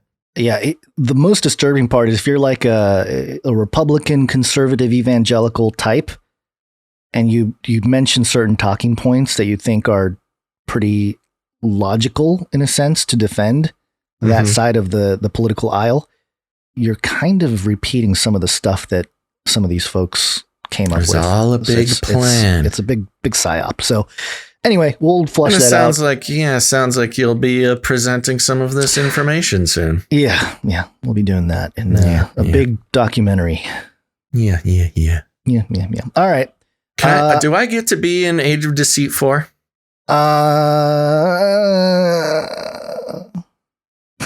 Hey, no pressure. I'm just saying it now, just so everybody knows. I could interview you as anonymous. I've gone on research projects to Burning Man. True. Yeah, and I know a lot about entheogens. Okay. All right. Okay. I can assign you some things. I need something for my resume, Gons. Yeah, it'll just a real serious film, and then googly eyes pops up out of nowhere to explain certain things. Oh man, I'll need like a more serious version of the googly eyes that might not. I don't even need to be on video. That's I'll be true. I don't. Or we could do the silhouette thing. Oh yeah, and yeah. I can't give away. We got to do the official silhouette thing. very legit, anonymous guy, because I can't give away my face, or else all my work, my work at Burning Man will be given away. Yeah. And Elon will recognize me, and we can't have that. And then Elon will say, "Hey, it's me." That's gonna trigger people for the mysterious side of things. Where are the aliens? Okay. Where are the aliens? Next, you good? You done with that? Yep, done with that. All right. We're being watched. Did you ever have the feeling that you were being watched? I don't know if you know this or not, but over here on BuzzFeedNews.com, Surveillance Nation, a BuzzFeed News investigation has found that employees at law enforcement agencies across the U.S. Ran thousands of Clearview AI facial recognition searches, often without the knowledge of the public or even their own departments. Let's see what's going on. A controversial facial recognition tool designed for policing has been quietly deployed across the country with little to no public oversight, according to reporting and data reviewed by BuzzFeed News. More than 7,000 individuals from nearly 2,000 public agencies nationwide have used Clearview AI to search through millions of Americans' faces looking for people, including Black Lives Matter protesters, Capitol insurrectionists, petty criminals, and their own friends and family members. BuzzFeed News has developed a searchable table of 1,803 publicly funded agencies whose employees are listed in the data as having used or tested the controversial policing tool before February 2020. These include local and state police, U.S. Immigration and Customs Enforcement, the Air Force, state healthcare organizations, offices of state attorneys general, and even public schools. Wow. The healthcare organizations and the schools are like the two most unsuspected and scary parts of that. In many cases, leaders at these agencies were unaware that employees were using the tool. 5 said they would use pause or ban. They would pause or ban its use. They would use their pause and use their pause smack button. people across the forehead. Oh, their paws, yeah. Five said they would pause or ban its use in response to questions about it. Our reporting is based on data that describes facial recognition searches conducted on Clearview AI between 2018 and February 2020, as well as tens of thousands of pages of public records and outreach to every one of the hundreds of taxpayer-funded agencies included in the dataset. The data, provided by a source who declined to be named for fear of retribution, has limitations. When asked about it in March of this year, Clearview AI did not confirm or dispute its authenticity. Some 335 public entities in dataset confirmed. 335. Yes, so close. Entities in the dataset confirmed to BuzzFeed News that their employees had tested or worked with the software, while 210 organizations denied any use. Most entities, 1,161, did not respond to questions about whether they had used it. Still, the data indicates that Clearview has broadly distributed its facial recognition software to federal agencies and police departments nationwide, offering the app to thousands of police officers and government employees who at times used it without training or oversight. Often, agencies that acknowledged their employees had used the software confirmed it happened without the knowledge of their superiors, let alone the public they serve. Such widespread use of Clearview means that facial recognition may have been used in your hometown with very few people knowing about it. You should click that link above, see if the Orange County peeps are using it. Where's that link? Is it the very top? It's up in the first paragraph. Table. Yeah. All right, I'll take a look here. In a statement to BuzzFeed News, Hon Ton That, the company's co-founder and CEO, said it was, quote, gratifying to see how quickly Clearview AI has been embraced by U.S. law enforcement. Yeah, he's just got dollar signs in his eyes. He declined to answer more than 50 detailed questions about the company's practices and relationships with law enforcement agencies. Quote, we might need to look into this guy. Hon Ton That. Hometown that. Yeah, does that ring any? Maybe. I guess I'm just trying to say. You think that's Chinese or Korean or what? Where's that from? That sounds Vietnamese. That's something like that. He's an Australian entrepreneur. Well, that makes him Chinese right there.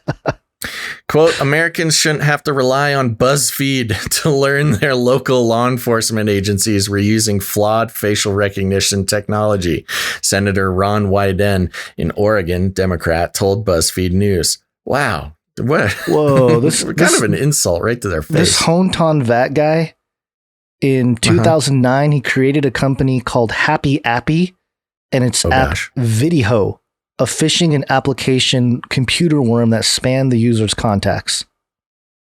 Whoa. Yeah. So he's a bad guy. He's a bad guy. He's officially a bad guy. He was sought by police when this worm spread in 2009. He then created fastforwarded.com, a similar phishing site. Tontat later worked at AngelList. So he's basically a criminal. He's basically a known criminal writing computer viruses.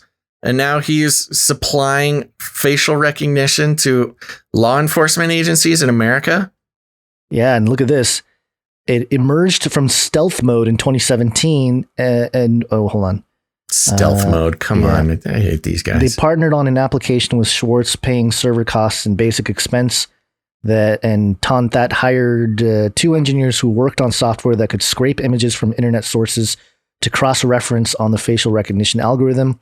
It emerged from stealth mode in 2017 and was linked to far-right alt-right supporters such as Chuck Johnson, Mike Cernovich, Douglas McKay, and Paul Nalen.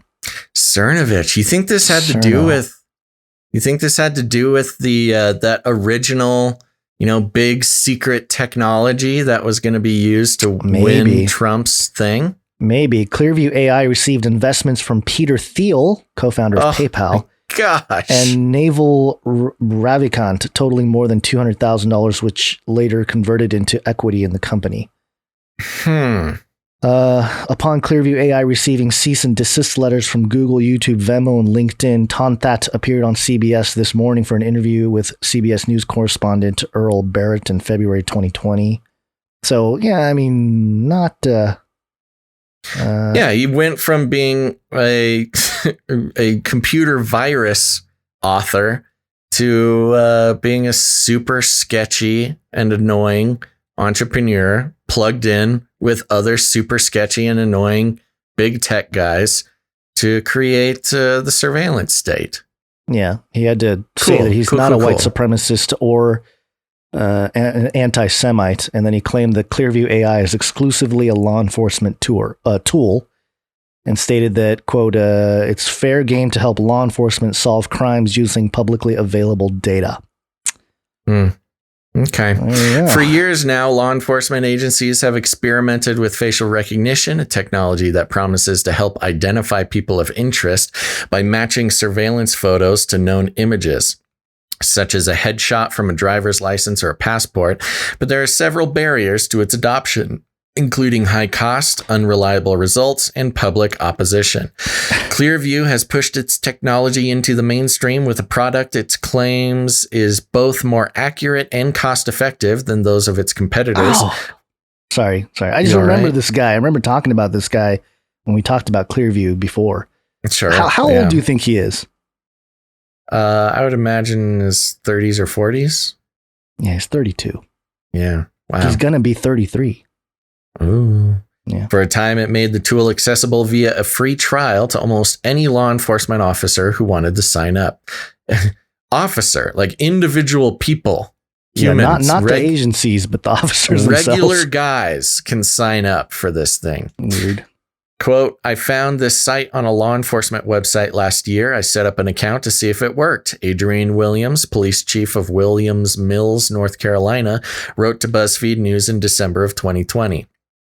Williams said he had tested Clearview AI using his own personal photos, but the software returned no matches. Quote, I ran 2 known persons to see if they came back with any useful info. I didn't think it worked the way the ad said it would, he said. The New York City-based startup claims to have amassed one of the largest known repositories of pictures and people's faces, a database of more than 3 billion images scraped without permission from places such as Facebook, Instagram, and LinkedIn. If you've posted images online, your social media profile picture, vacation snapshots, or family photos may well be part of a facial recognition dragnet that's been tested or used by law enforcement agencies across the country.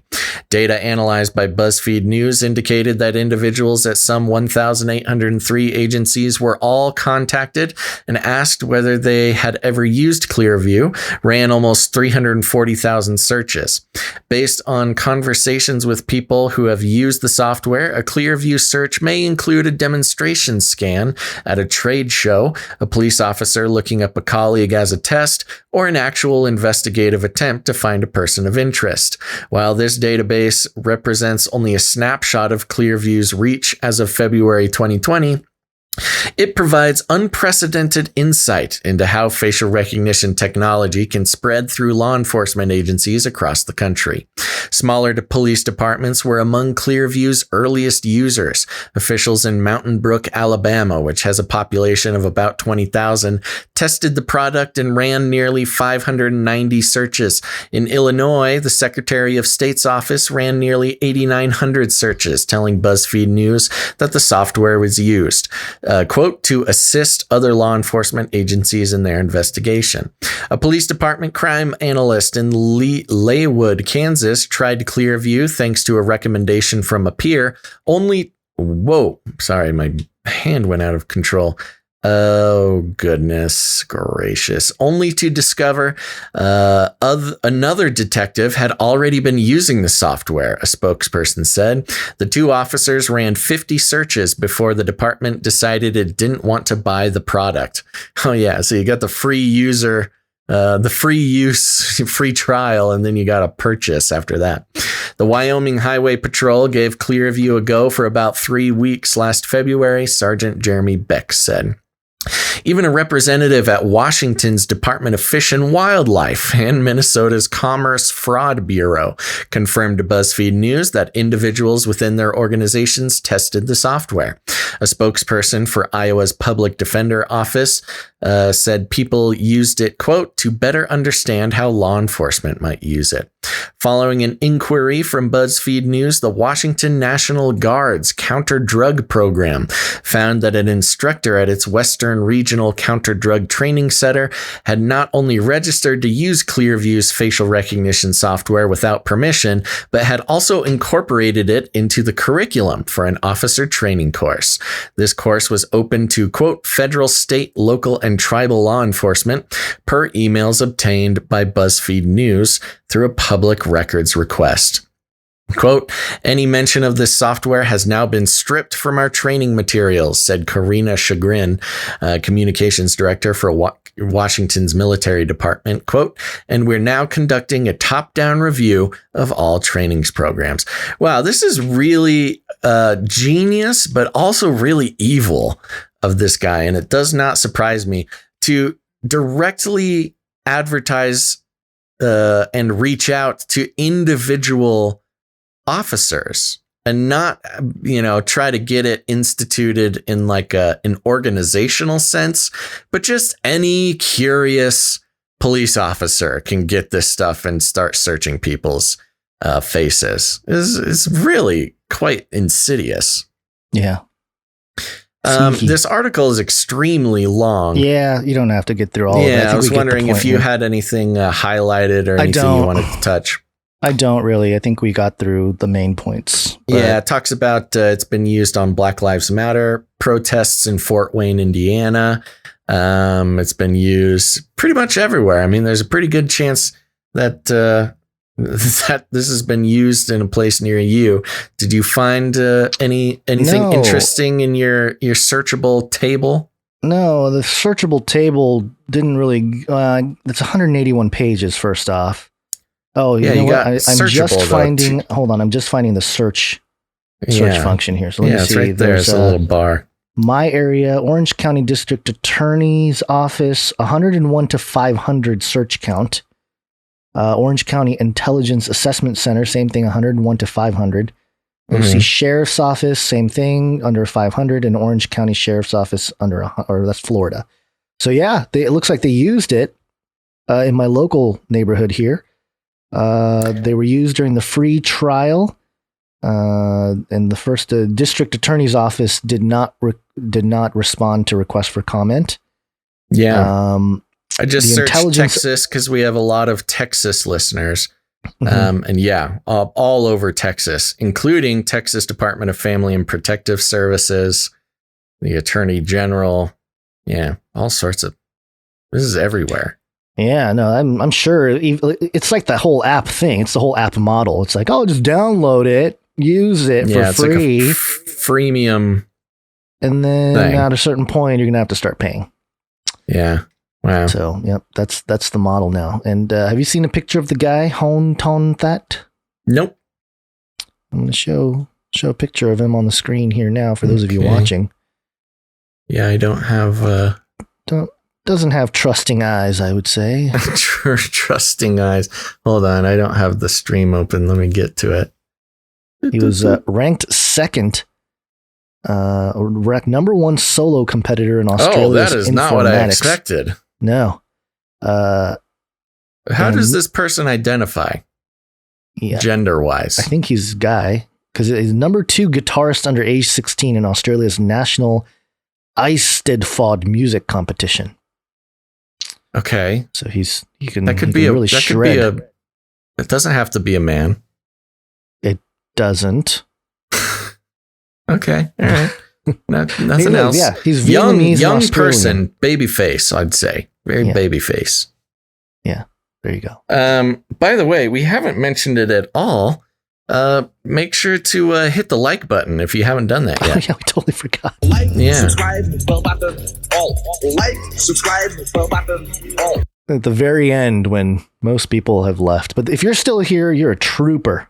That's right. Does it say something about his sexuality? I see people in the chat saying stuff about his gender. No, I don't. I didn't think it's important. I'm just, he's just an interesting looking person. Yeah.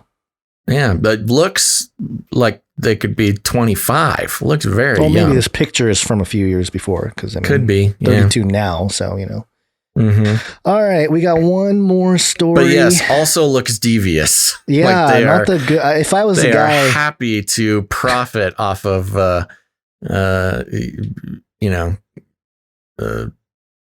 taking people's freedoms for granted. Yeah, if I was a guy and I looked at the picture and I saw that, I'd be like, can I get another picture? Okay. Do a better shot there. You better be careful. He's going to upload your facial recognition to the dark web. What are we doing here? I mean, yeah. All right. Here we go. Aliens. This is from dailymail.co.uk. Former CIA or former director of the CIA, James Woolsey, said he was skeptical about aliens until a friend's aircraft was paused at 40,000 feet, and he hopes we can be friendly to other creatures if they exist. Friend's aircraft paused. At 40. Paused the aircraft. Okay. Now let me. You've got me. You got your attention.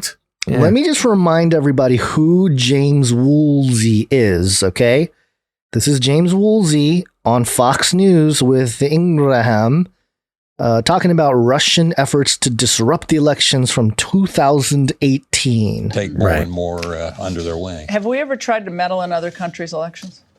Oh, probably. But it was for the good of the system in order to avoid the communists from taking over. For example, in Europe, in 47, 48, 49, the Greeks and the Italians, we don't do that now, though. We don't mess around other people's elections, Jim. Only for a very good cause. Can you do that? Do a Vine video on those former... Yeah, he's a nom-nom guy. He's the nom-nom guy, yes. That's the guy. Former CIA head who, didn't really want to come out and say that we're constantly meddling in elections, but didn't. All right, so what does he say here? A former CIA director has spoken of his new openness to the possibility that alien life telling a story, of an airplane that was brought to a halt at 40,000 feet, and saying he hoped that mankind was friendly to extraterrestrials if they ever made contact. R. James Woolsey, who ran the CIA from 1993 to 95, spoke to the Black Vault's YouTube channel on Friday. Woolsey, 79, spoke to promote his new book, that's why, Operation Dragon, in which he claims that Lee Harvey Oswald killed JFK on the orders of the Kremlin. Former CIA guy saying the official story is a true one on behalf of Russia. For sure, disinfo. Like that's like disinfo 101. The former intelligence chief who served under Bill Clinton said he had in recent years heard numerous stories of unexplained aerial phenomena. There have been over the years now events of one kind or another, usually involving some kind of aircraft like airframe, he began. And then a bunch of stuff here. Get out of the way. Woolsey said that the stories, quote, always seemed pretty far out to me, he continued. But there was one case in which a friend of mine was able to have his aircraft stop at 40,000 feet or so and not continue operating as a normal aircraft. What was going on? I don't know. Does anybody know? Woolsey said that the source was, quote, someone I respect. John Greenwald Jr., the host, pointed out that other former CIA directors have said they are open to the possibility of alien life.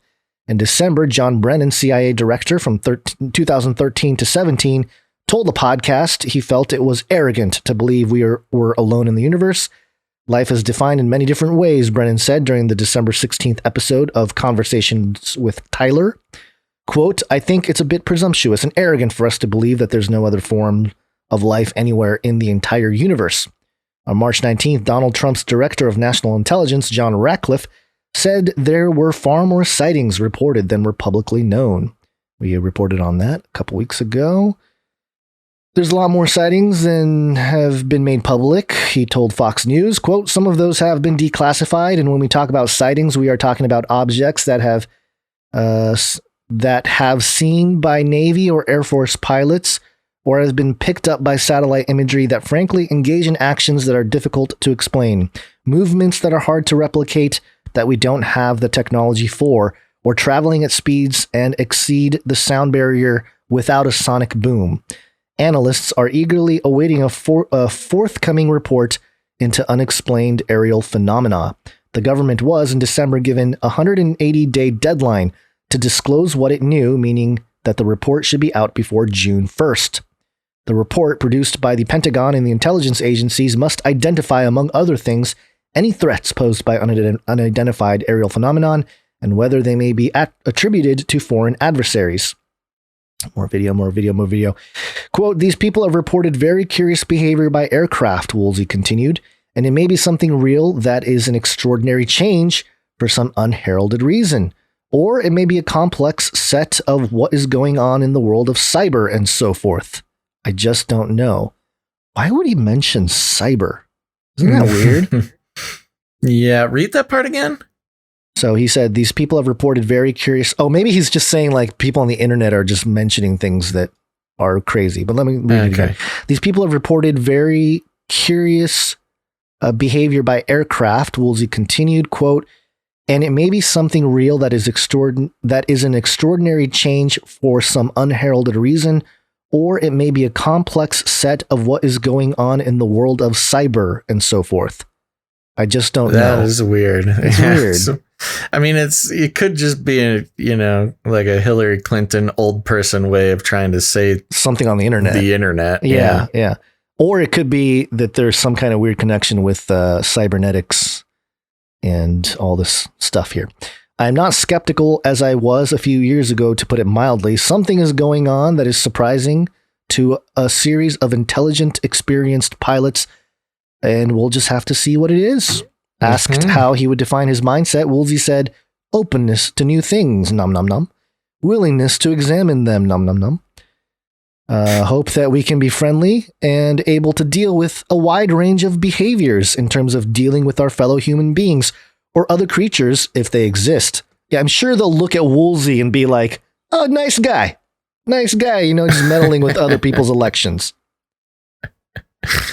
Yeah, sorry, I just...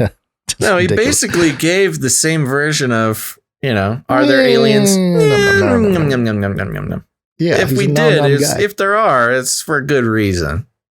Yeah, and again, I keep mentioning this, but I really think that whether it's all at once or slowly, we're going to start seeing some stuff, like the impact of this, of the government really starting to release information.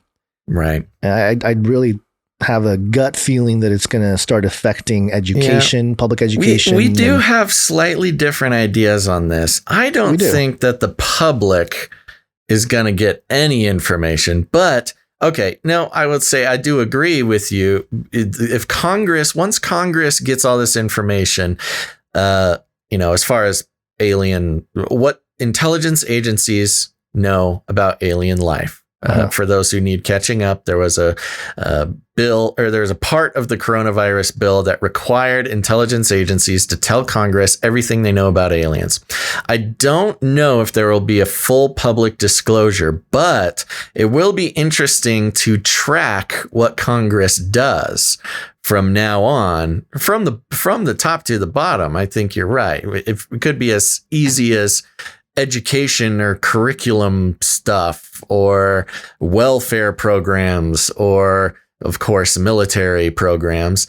And we might not be told the truth, but I feel like you're right. If we watch what Congress does closely after this deadline, we might be seeing some interesting trends opening up,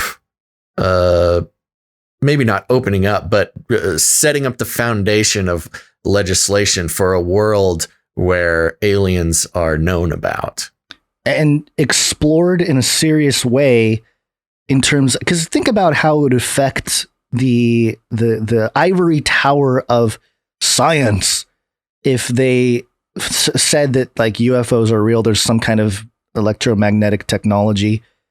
Because I mean, it kind of makes sense in my mind anyway. There's all these Russian papers that talk about how, and I've mentioned it before, how there's ways to isolate from the Earth's magnetic field, and if you do that, you can kind of move through space.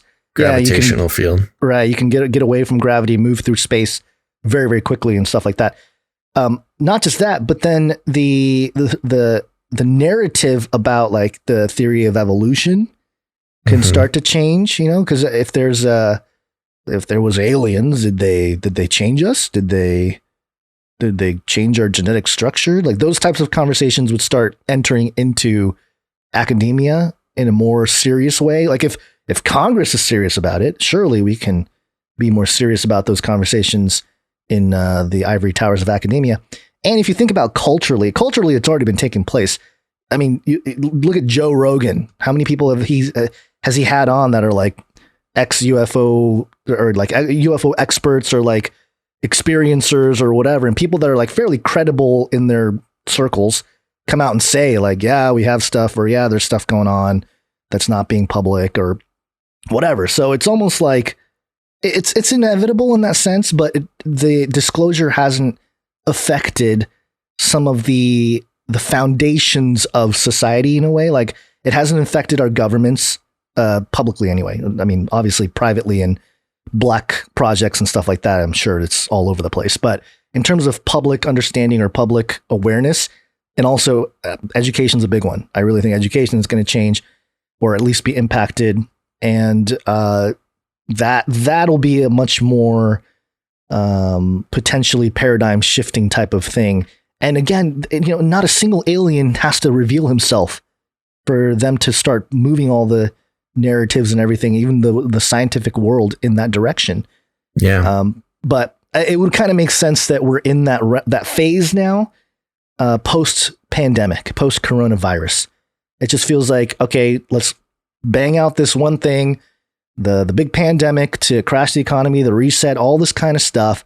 And the big reset isn't necessarily just the economy, but it's going to be this worldwide, the foundation, the basis by which things are understood. And we are kind of coming to the end of a good era, a good chunk of time that was based on materialism, philosophically, materialism, reductionist stuff. You can say secularism or atheism. And we're very much, and the entheogens? Entheogens. That's part of the conversation too, I think. That is also this like new spirituality, all that stuff.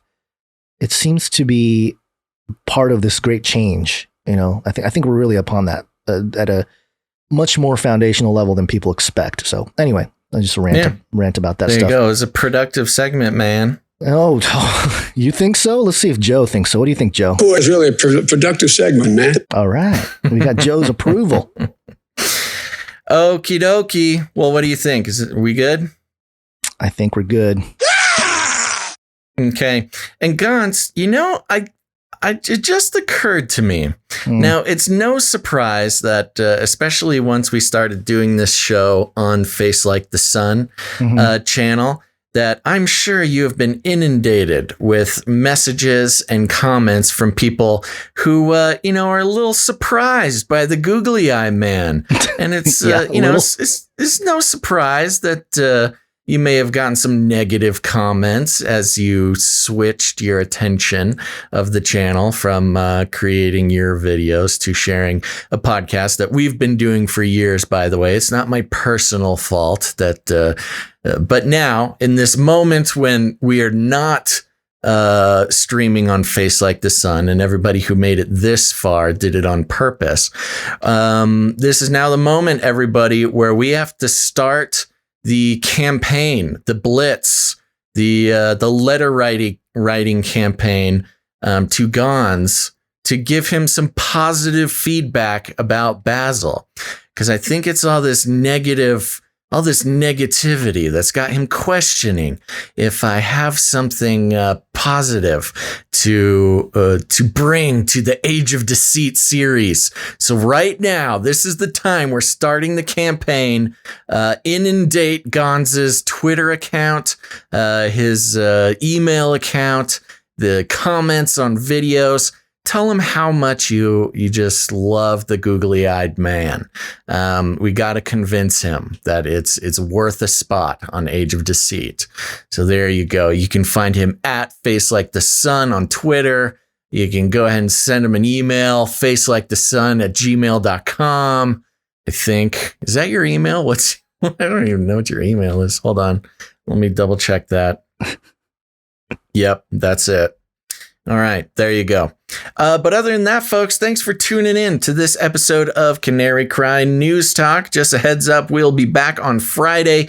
That is April 9th. Friday, April 9th. Put it on your calendar, put it on your schedule. And most importantly, make sure to like, subscribe, and turn on notifications for Canary Cry Radio YouTube channel. Like, subscribe, bell button, all. Like, subscribe, bell button, all. That's right. Turn on notifications if you don't have it on this channel yet. And next time, trust us when we tell you that you have to, you got to follow us in multiple locations. It's just crazy talk not to do that. If you haven't done it yet, remember there's twitch.tv/Canary Cry Radio. And we're also on DLIVE. And when we get more locations, we will let you know. Okay. What do we do now? Oh, and remember, on April 9th, we'll need more producers of the show. If you have, been holding off, maybe you haven't been in a mental state where you wanted to produce the show. Remember, it's not just about keeping the show going, although that's a big part of it. It's also a personal rebellion against the complacency and the the brainwashing, the mind control of the advertising industry. I think, pray about it. See if it's time to step up, become a producer of the show, because it's the only way that it works, and it's value for value. So, get involved in a way or in an amount that means something to you. That's as simple as it gets. And you can do that by heading to patreon.com/CCNT for Canary Cry News Talk. That's patreon.com/CCNT. Or you can head on over to canarycryradio.com/support. canarycryradio.com/support. That's right. canarycryradio.com/support. Yeah. It's interesting, Gons? Producer Malik, who has been a producer of the show for quite a while, very consistently. He was just mentioning that he wasn't subscribed to the Canary Cry channel. Ooh. And so that just shows you, you take it for granted when you get something in the same place for too long. But Malik, I'm glad you made it over. Okay, let's see what I say. Okay, producership, great. Oh, and if producing financially is not in the cards for you, that's totally okay. We don't want anybody to feel pressured or stretch themselves in any ways that they shouldn't. But you can also produce the show in a myriad of ways. You can create art, create jingles, create music, theme it all around the show, and send all that into canarycryradio@gmail.com or canarycryradio@protonmail.com. You can also produce the show by, let's see, what am I doing here? It's also very helpful when you leave ratings and reviews on Apple Podcasts or anywhere you can leave ratings and reviews. Again, it's kind of hard to explain, but basically, the more ratings and reviews that we get for the show, the algorithms see that it is worth sharing with people who have not heard it before. So again, it may seem like a simple thing for you, but someone out there searching for the truth might actually find the show because of your rating and review. So you can have a much bigger impact than you might expect. So head on over to Apple Podcasts, search Canary Cry News Talk, and leave a rating and a review. And while you're there, subscribe to the podcast version. Okay, you got a little warning here. I we've been telling you we could disappear from YouTube at any minute, and it did happen. Now, subscribing directly to the podcast is a great way to make sure that you'll always get the show. The podcast version is not a live stream, but it is much better sound quality, and it's posted after every live show. So you don't want to miss that as well. Again, go to any podcast player you enjoy and go ahead and subscribe to Canary Cry News Talk. And lastly, you can help out the show by sharing it. Share it out on your social media. Send it directly to a friend. You know, that's the way it works. That's how podcasts make their way from person to person. You need to have somebody you trust recommend it to you. So share it on your social media, your Twitter, your Facebook, whatever, or just send it directly to a friend, because you got friends and family who are beginning to wake up to the fact that the world is not what it seems. And you can help them out. We call it rattling cages. And if you need any other instructions, here's what you do. You walk right up to them, you grab it by the cage, and then you shake them. The end of the world occurred pretty much as we had predicted. I want to shake things up, stir up some controversy, rattle a few cages. Hey, stop that! You'll never silence me. I'm the last angry man, a crusader for the little guy. Leave the bird alone. Never. Rattle a few cages. Rattle a few cages. The human race will have every opportunity to improve. And if they don't? Ask Noah. That's right. Just ask Noah. All right, Gons, you got any last words? Episode 322, Skull and Bones. Next one. Oh, yeah. Special 322 producership. Yeah. Wow. Yeah, go ahead. Come on. This is the time we got to use their own sacred numbers against them. Become a producer of episode 322. It's going to be great. It's this Friday. Head to canarycryradio.com/support. Yep.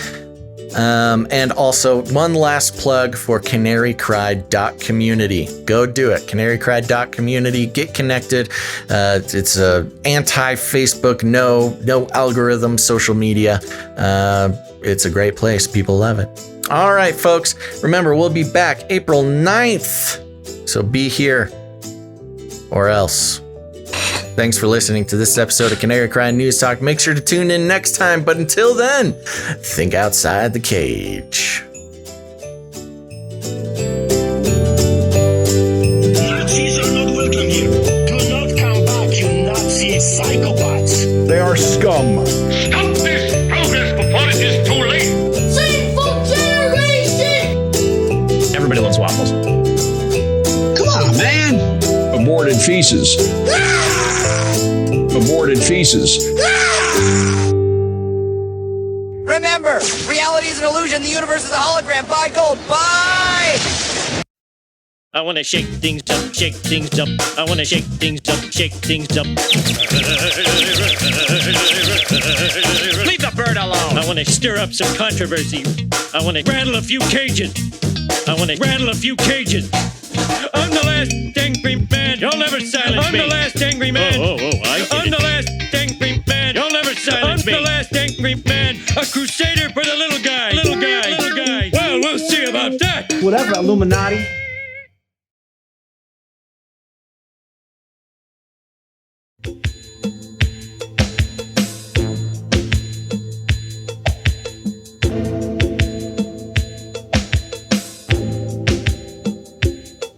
While the world is waiting for a savior, in the meantime, do me a favor. Don't be surprised the world you live in. Same old story, it always has been. Rich and powerful plot to control us. Proud and evil and soulless. Take your shots and mask your face. It don't help, do it anyway. So what if the death counts the same as last year? You test positive, now you're on a respirator. Biding our time, biding our tongues, losing our mind and killing our young. Biding our time, biding our tongues, losing our minds, killing our young.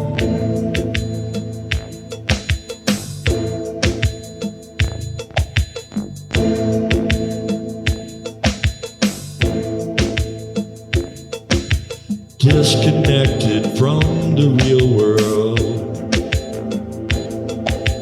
unessential and virtual. You can't work and you can't play. Better be careful what you say. Re-educate you the Eastern way. Corruption so deep, it's everything they say. Stay home and stay away. Don't go to work, don't get paid.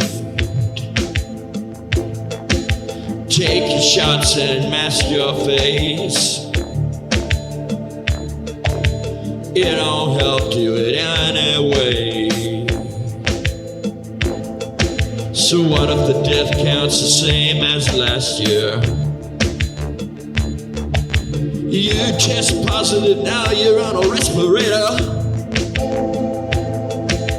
Biding our time and biding our tongues, losing our minds and killing our young. Biding our time and biding our tongues, losing our minds and killing our young. Biding our time and biding our tongues, losing our minds and killing our young. Biding our time and biding our tongues, losing our minds, killing our young.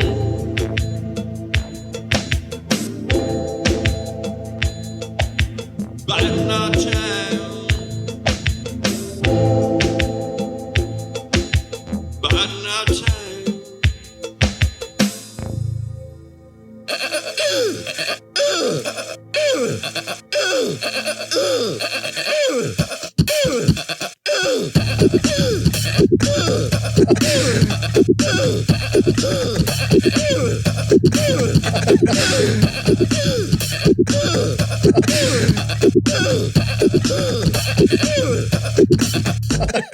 Fun fact, I believe it was another fun fact.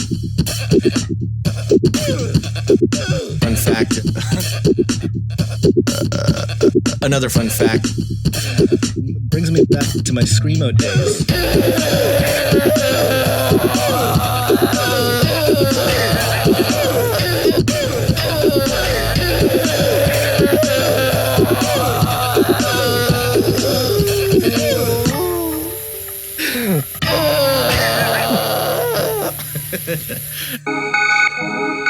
In the future, humans will be confined in a people's zoo. People, I'll keep you safe and warm in my people's zoo.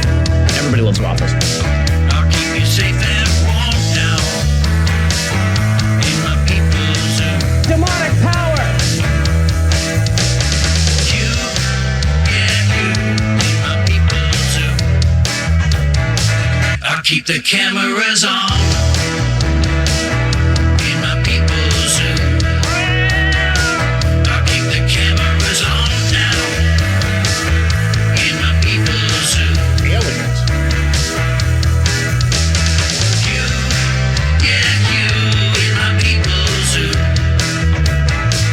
Everybody loves waffles. Come on, man. Aborted feces.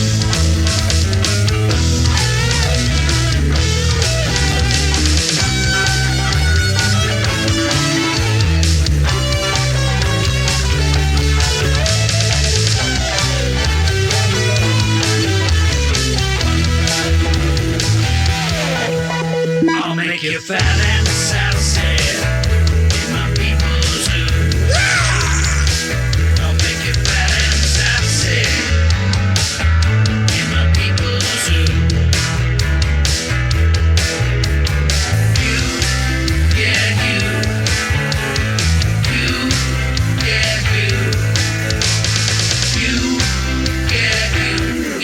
people's zoo. I'll keep you warm and safe in my people's zoo. You can't handle the truth.